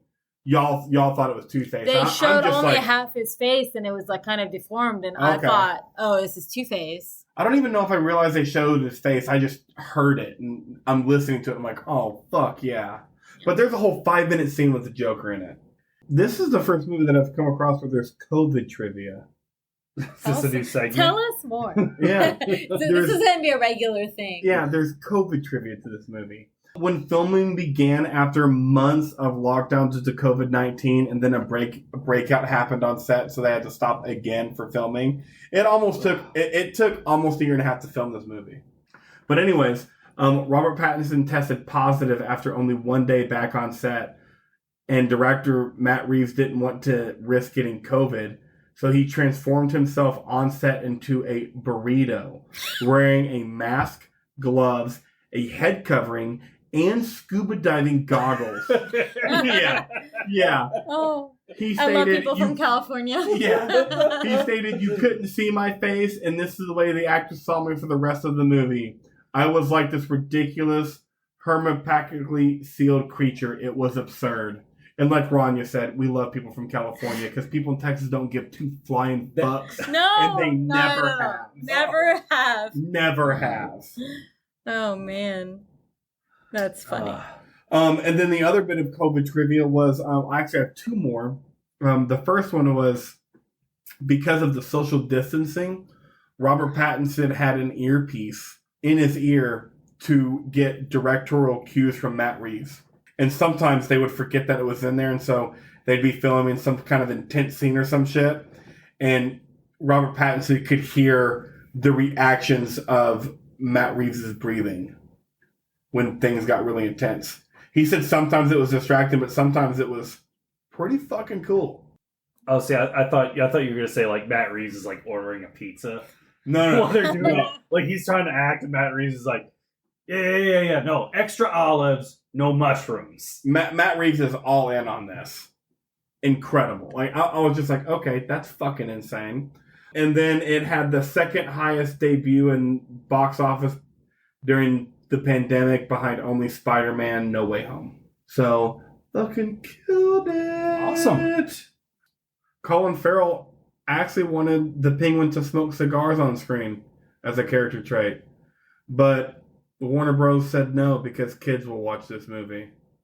Good They for had- them. They had Arnold smoking as Mr. Freeze. Yeah. I mean, they In had the, what? they had so much 90s? violence. 97. Yeah, They had- exactly. They had so much fucking violence in this movie, and Violence is still okay, but I mean, smoking causes cancer. I violence is still okay, but smoking causes cancer. Violence causes death. 100%. And obviously, like, don't do the things the bad guys are doing. Like, let them smoke a fucking cigar. But the Batman is also causing violence, and he's the good guy. That's I don't know. true. I want the Batman with a cigarette dangling from his lip as he's punching bad guys. I do too. Please. So I thought that was interesting, just because how violent and dark and everything the movie was. I'm just like, really, a cigar? That's where we draw the line. I think this is like young. Wasn't there an underground It's young. club with prostitutes? Yes, they were sex workers. Right, they were But- sex workers. Like, why can't we have a fucking cigar in the movie? Like, get the fuck out of here. Sex everyone- is okay, but not Everyone, smoking. Ranyah disagrees. She agrees with the ex-nay of the cigars. Falcone refers to Batman as Zorro, and many Wait. versions. Was that Batman that he referred to as Zorro? Yeah. Yes. I don't know why I thought that was Gordon. Why would Gordon be Zorro? Because I thought he was arresting him and he said, "Whoa, Zorro, blah, blah." I guess what- for the arrest. Whoa. For the Yeah. arrest. And then he was like, don't you know I own the police? And Gordon said, Yeah. I can see Well, that, but no, wait. Zorro was a mass vigilante. So no, I know. yeah. But Antonio Banderas. I thought it was in reference to I don't know. I thought it was just in reference to him saying like, "Don't you know I own the police?" And I thought Gordon responded something like, "Well, we're not all. I guess not all of us," or something like that. Yeah.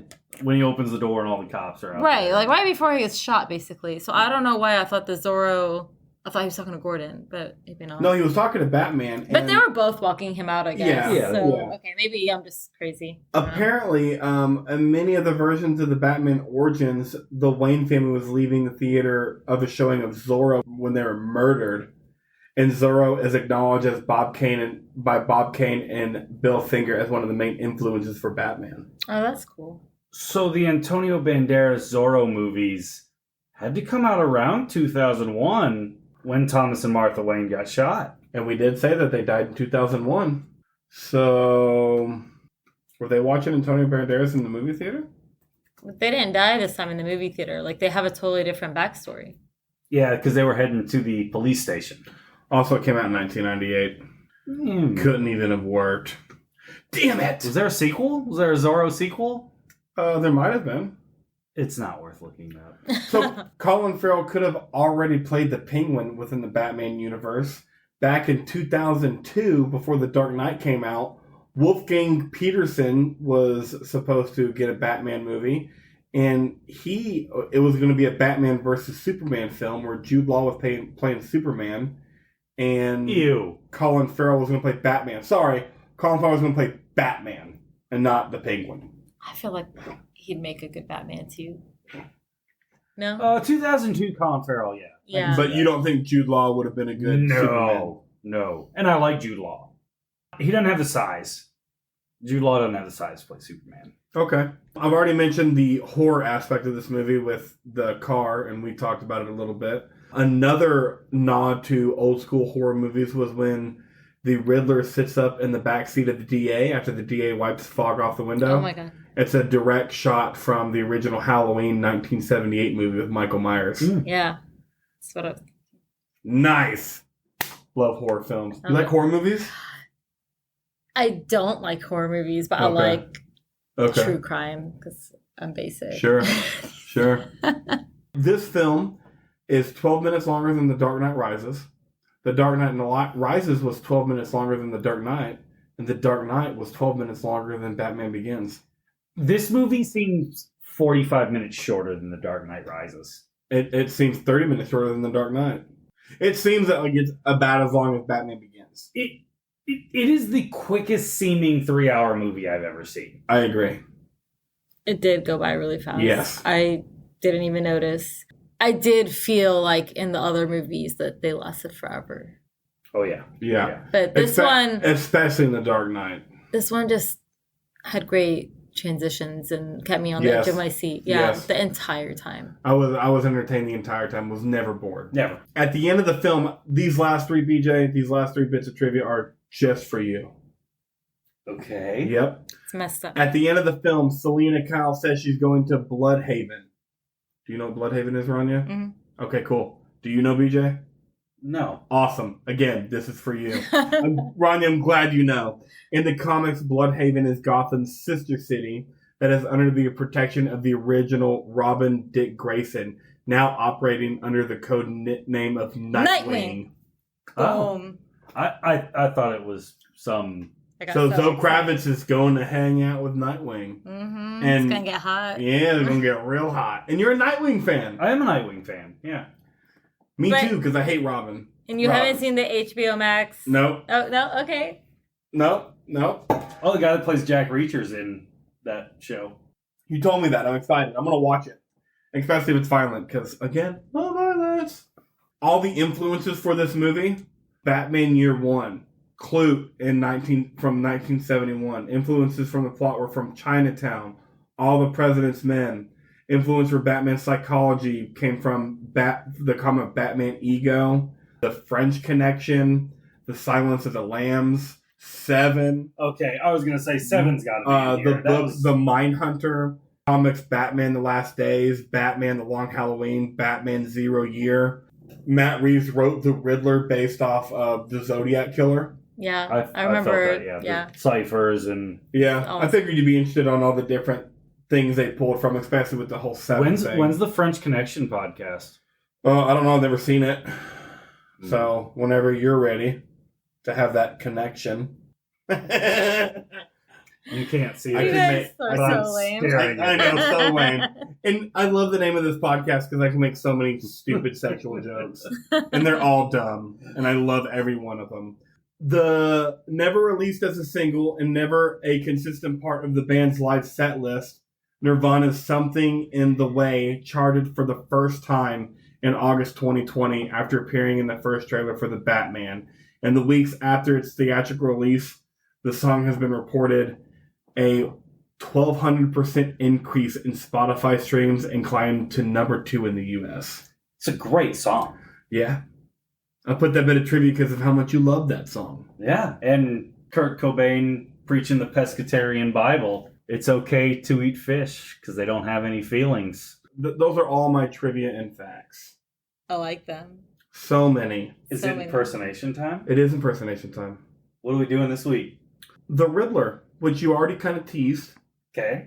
Really, Ranyah, the only thing you need to do is say Bruce Wayne as crazy as you can, like the Riddler did when he was in prison. I don't know if I could do that. That's okay. You don't have to do it first. We're going to start with BJ. He's notoriously awful at these, but he's never had a good one. Oh, my Quigley one's good. Yeah, your Quigley one's pretty good, actually. I stand corrected. He's had one good one. Okay. Bruce Wayne. Jacob. Ekas. Ranyah Stop. Lycka. She just goes, stop. Love that. Stop while you're ahead. Love that. Okay. Okay. Ranyah, you're next. I have to say the same thing. No, you just have to do the Bruce Wayne. I always like you to. just have to do the Bruce Wayne. Bruce Wayne. No, I'm way off. Way off. I can't. That sounded like it came out. That sounded like it came out of a stoner comedy. No. That was Chubby. What? That was Chubby. What's Chubby? Oh, you don't want to know. Chubby's her alter ego.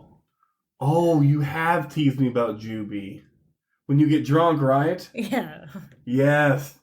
My girlfriend's alter ego is Nikita. Nikita, that's funny. Yeah.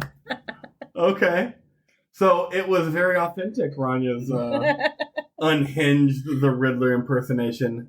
Oh, I'm not good at impersonations. That's okay. That's why we do That this. was I think that was better than BJ's Quickly Down Under. That was his best one so far. Okay, I'll take that. All right. Yeah. All right, your turn. All right. Bruce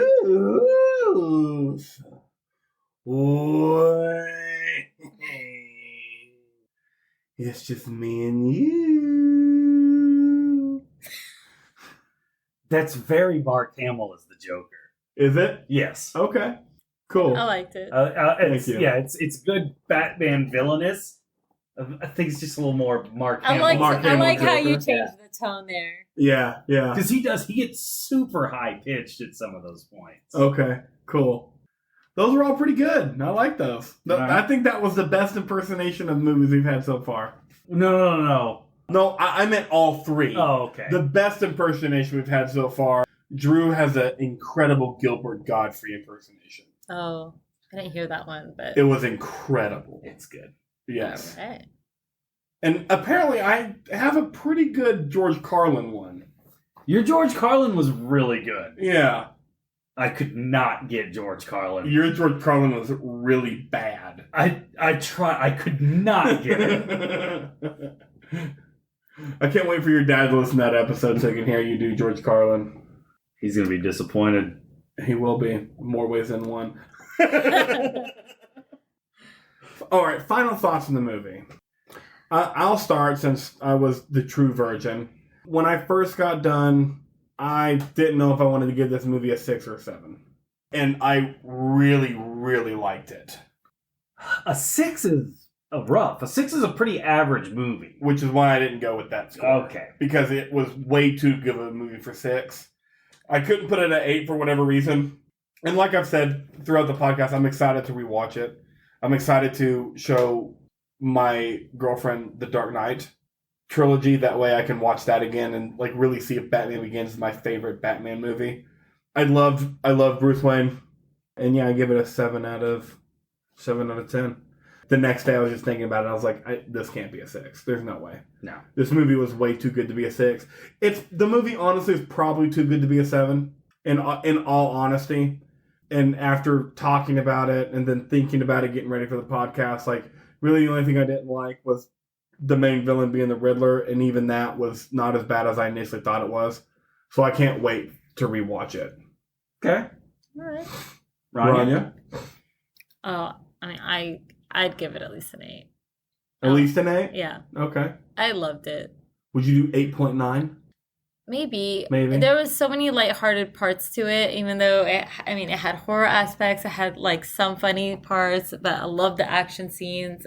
It just had like everything I wanted to see in a Batman. And it was so different. It wasn't what we've seen in a Batman. It was like a different experience after having so many different Batmans. This is the first movie since our first pod with Jurassic Park that there were horror movie elements and comedic elements and action, and Matt Reeves puts a little bit of everything into it. He really did, and it worked really well. I really felt like I had just a little bit of everything, but it did it so well.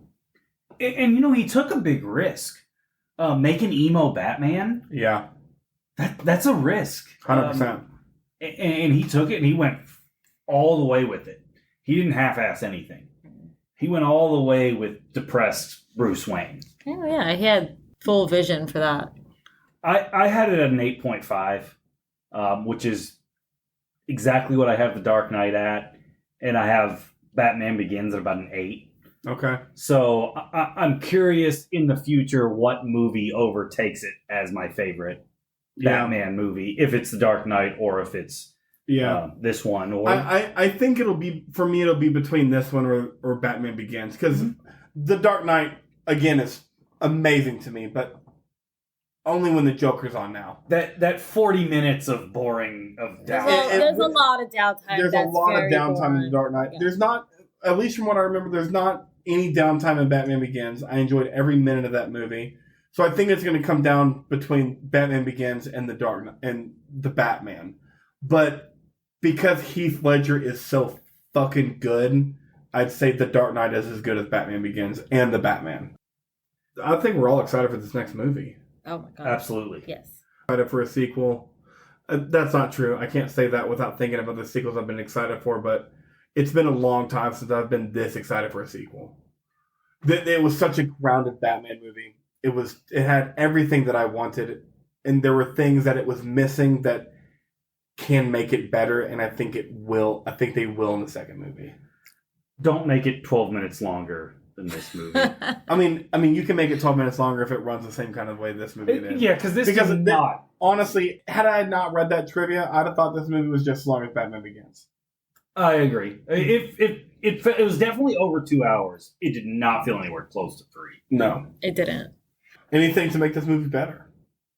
Let Jim Gordon solve at least one clue. At least one. Yeah. That would be nice. Yeah, to have a more competent... Because, I mean, Detective Gordon is eventually Commissioner Gordon, and he's, like, the best detective there is, you know? Like... You don't become commissioner because someone else does your job for you. Basically, what they're insinuating is that Commissioner Gordon becomes Commissioner Gordon because his partner died. Yeah. And he's got a relationship with Batman. Right. For me to make this movie better, me and BJ talked about it earlier today, give the Riddler more screen time. Like with catching the Commissioner and actually that death scene. And with the rat and everything. So I think it could have been more intense. It could have been more intense. Let me ask you one thing. Would you have preferred the Kevin Spacey in Seven treatment of Paul Dano as the Riddler? You brought that up earlier, and after thinking about it, I don't think so. Because like we talked about in this podcast, the big reveal was the Riddler thought him and Batman were on the same team, and then to take it a step further, I'm actually blowing up the city and fucking up innocent people. I think if you didn't have those two other steps in the Riddler's character, that Seven treatment would have been ideal. But I think it worked out how it was. And, Paul Dano's not near as popular as Kevin Spacey was at the time of Seven. Yeah. So, and I don't even know if you can do that today. So Seven, Kevin Spacey was probably a top 10 actor at the time. Uh-huh. He was not on the poster. He was not mentioned in any of the credits. Nobody knew he was in it. And 3/4 of the way through the movie, you're finally introduced to him. Interesting. Yeah, I've never seen it. It's on something right now. It's streaming. I mean, season 9 of The Office came out, 2014? And it was hard enough to make sure that you didn't know Steve Carell was in the last episode. And that was, however many years ago that was. 8. Yep. Thank you, BJ. But there's not much they need to do to make this movie better. No, just tweaks. When you're already making this movie, you don't think that those things aren't going to land. Because I feel like everybody making this movie knew they were making a fucking banger. Yeah. Oh, yeah. So, some of that stuff just didn't land. That's okay. Yeah. So you're going to learn from this one, and then the second one's going to be fucking better. I'm excited I about really the hope second so. one. Yeah. I'm excited, too. Ranyah teased us a little bit earlier, saying she had someone else in mind when they announced Pattinson before she saw it. I didn't have somebody specific in mind. Oh, I thought you did. Because you were just like, he just isn't who I wanted. So I thought, maybe, Well, he's just not what I would have expected. I just imagine... Kind of like when Heath Ledger got the Joker part. It's just like nobody expected the guy from 10 Things I Hate About You and A Knight's Tale to be the fucking Joker. And really, my only experience with Robert Pattinson is a Twilight trilogy. I think that's most people. I haven't seen that most recent one with him in it. Good Time. Yeah, Good Time. Yeah. So I don't know. But, I mean, he's grown a lot as an actor. Yeah. I thought he had so much more range. 100%. I liked his emo. He does it well. But, I mean, he had angry. He had, sarcastic. He had a lot. So... Is there anybody you think could have played Batman besides Robert There's Pattinson? always somebody that could have played. But who would you have liked to have seen? Anybody? Or are you content with how Robert Pattinson did after seeing it? Yeah, I'm content with how he did it. Okay. BJ? Very content with how he did it. Liked his performance way more than I thought I would. I'm not sure who's playing. Maybe Miles Teller is the only one I can think of. A little more charming than Pattinson, obviously. I think Teller's got a good bat chin, and I think he can do the action stuff. So Miles Teller is probably at this moment the way I would lean towards. I don't know anybody around the age range that could do what Matt Reeves needed done in this movie. Oh yeah. The only person I could think of maybe is I've grown to respect and like Channing Tatum so much over the past 3 or 4 years. I love Channing Tatum. Yeah, but I feel like he's at this point too old to have played this. I do too. Maybe you could have gotten away with it being trying to portray him as younger. He can't play year 2 Batman. I mean, I don't know. No. Hollywood does stupid shit sometimes. Yeah. But and that's what I'm saying. Is I don't really know anybody around that age range, and the only person I could come up with is Channing Tatum. So I like Channing Tatum's bat chin. Oh really? That's part of the reason I chose him. Oh. He's got a strong chin to me. But when Robert Pattinson was said to be Batman, I immediately was like, okay, whatever. I'm all about movies and actors and just different. I was like, yeah, dude, fuck it. Let's see how this goes. I was excited. I was excited once I heard the story about when they asked him to gain weight. Yeah. And he just showed up. They're like, Matt Reeves was like, hey, you need to put on about 20 pounds of muscle in the next 5 or 6 months before we start filming. And then he shows up to filming, and Matt Reeves is like, did you put on any weight? And he's like, no. I just like when directors and writers get who they want for the role they want. Because when you're reading a book, and you read this book, and you're introduced to this character, and you build this character up in your head. And you know what they look like, you know how they talk, you know who this person is. And so it's always really exciting for me when a writer, director, whatever, gets who they want for the role that they've written, because I'm just you saw something that I can't fucking see, so I'm excited. Yeah, for sure. So no matter who they put on the movie or whatever, I'm just I'm excited what you think you see, because I don't. Oh, and when it's someone like Matt Reeves, it's you have my support. Yes. You know better than I do. Yes. That's why you're Matt Reeves and I'm doing a shitty podcast. 100%. 100%. Speaking of shitty podcasts, we like to read shitty reviews. Yay! At the end of this podcast. And by shitty reviews, I mean IMDb users. Because, guys, you people are the fucking worst. From your good reviews to your bad ones. Y'all, I love IMDb. Keep it up, guys. Keep it up, please. So we always start with good and end with bad. I'm really excited for these two reviews. Good one's titled, and it's a 9 out of 10 review. I try to go 10 out of 10, but this is 9. Titled, DC movies work best when they're not trying to be Marvel. It's a slow-paced, dark, and intriguing movie. We follow the Batman as he is trying to catch the Riddler, like a detective or a PI. It's a superhero movie with no superpowers, no goofy funny scene, no flashy special effects. This movie has its own tone and doesn't look like any other superhero movie, and that's exactly why it works. DC movies work best when they're not trying to be like Marvel. And forget everything you know about Robert Pattinson. He was made for this. I agree with everything he said in that review. I do too. DC needs to be more grounded. And when they are more grounded, they have better shit. Yeah. Peacemaker's DC. I think Peacemaker's pretty grounded considering they were fighting a swarm of butterflies. Yeah.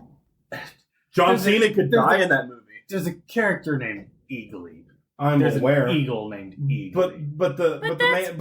That's his. Yeah, that's just part of the universe. No. Eagly's the best character in the show. I know, but it's still a grounded show. Like Peacemaker almost dies multiple times through that show. Yeah, That's I true. think Okay. it's a very grounded show. The only time I've ever been worried about a Marvel character dying is the last Wolverine movie with Hugh Jackman. And by that point in Wolverine's life, his healing powers have really, really weakened. And it's the only time I've ever been worried about a Marvel character.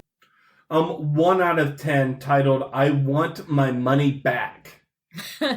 This is the worst movie I've ever seen since the Blair Witch Project. Thankfully, that wasn't 3 hours long like this horrible excuse for a Batman movie. The writer, director, and producers will hopefully never work again. Terrible music score, horrible acting, no plot other than white privilege, Batmobile looked like a junk car, and Batcycle was a regular motorcycle. Waste of time and money. Oh, this guy sucks. This guy's the fucking worst. First of all, one of the best scored movies I've ever watched. It's a fantastic score to this movie. Second of all, the writer and director are the same person. You have a comma between both things. Yeah. Like, know what you're talking about first off. He didn't research this. No. They're working together. Sorry, bub. They made over $700 million worldwide. They're working again. And imagine watching this movie, which, okay, even if there's things you don't like about it, watching this movie and being like, this is the worst movie I've ever seen. Should people watch this movie? Oh my gosh, yes. I agree. Go watch this movie. You have to watch this movie because you have to be ready for the second movie in the series. Yes. You haven't seen a Batman like this. No. That's the best way to describe this movie, is you have not seen a Batman movie like this. There's really not one. I've never seen any animated shows. Like, maybe you could get close with an animated show. But that's what makes animated shows so cool and anime so cool, is just that you can do stuff with animation that you can't do in live action. And here you have it in this movie. You have to watch this movie. It's really good. It's incredibly interesting. Obviously, there is a ton of stuff to talk about with this movie. Yes. We could keep talking, but this is ridiculous. That's what I grew up with. Batman Beyond. Batman Beyond. Okay. Teenage Batman. But it's not the original Batman. Real Batman, Bruce Wayne, is old. Yes. Batman Beyond was a good one. Yeah. I've seen a couple episodes. Do you know who plays Bruce Wayne in the Titans show on HBO? Is it Batfleck? Nope. Who? Jorah Mormont. Nice. Fuck yeah. And that's he's fucking so cool. Funny, unintentionally funny. That's fucking cool. Yes. Well, that was a good first time. I enjoyed that first. You know, it's not very often that I last an entire 3 hours, let alone my first time. 3 hours? But I did this time, and it was incredible. Here's to hoping you last 3 hours more often. We'll see you next time. It was Ranyah, it was BJ, and it was me, Jacob. American Ultra next week? American Ultra next week. And we're going to give my lady a second chance because Ranyah killed it in this podcast. Thanks, guys. Thank you.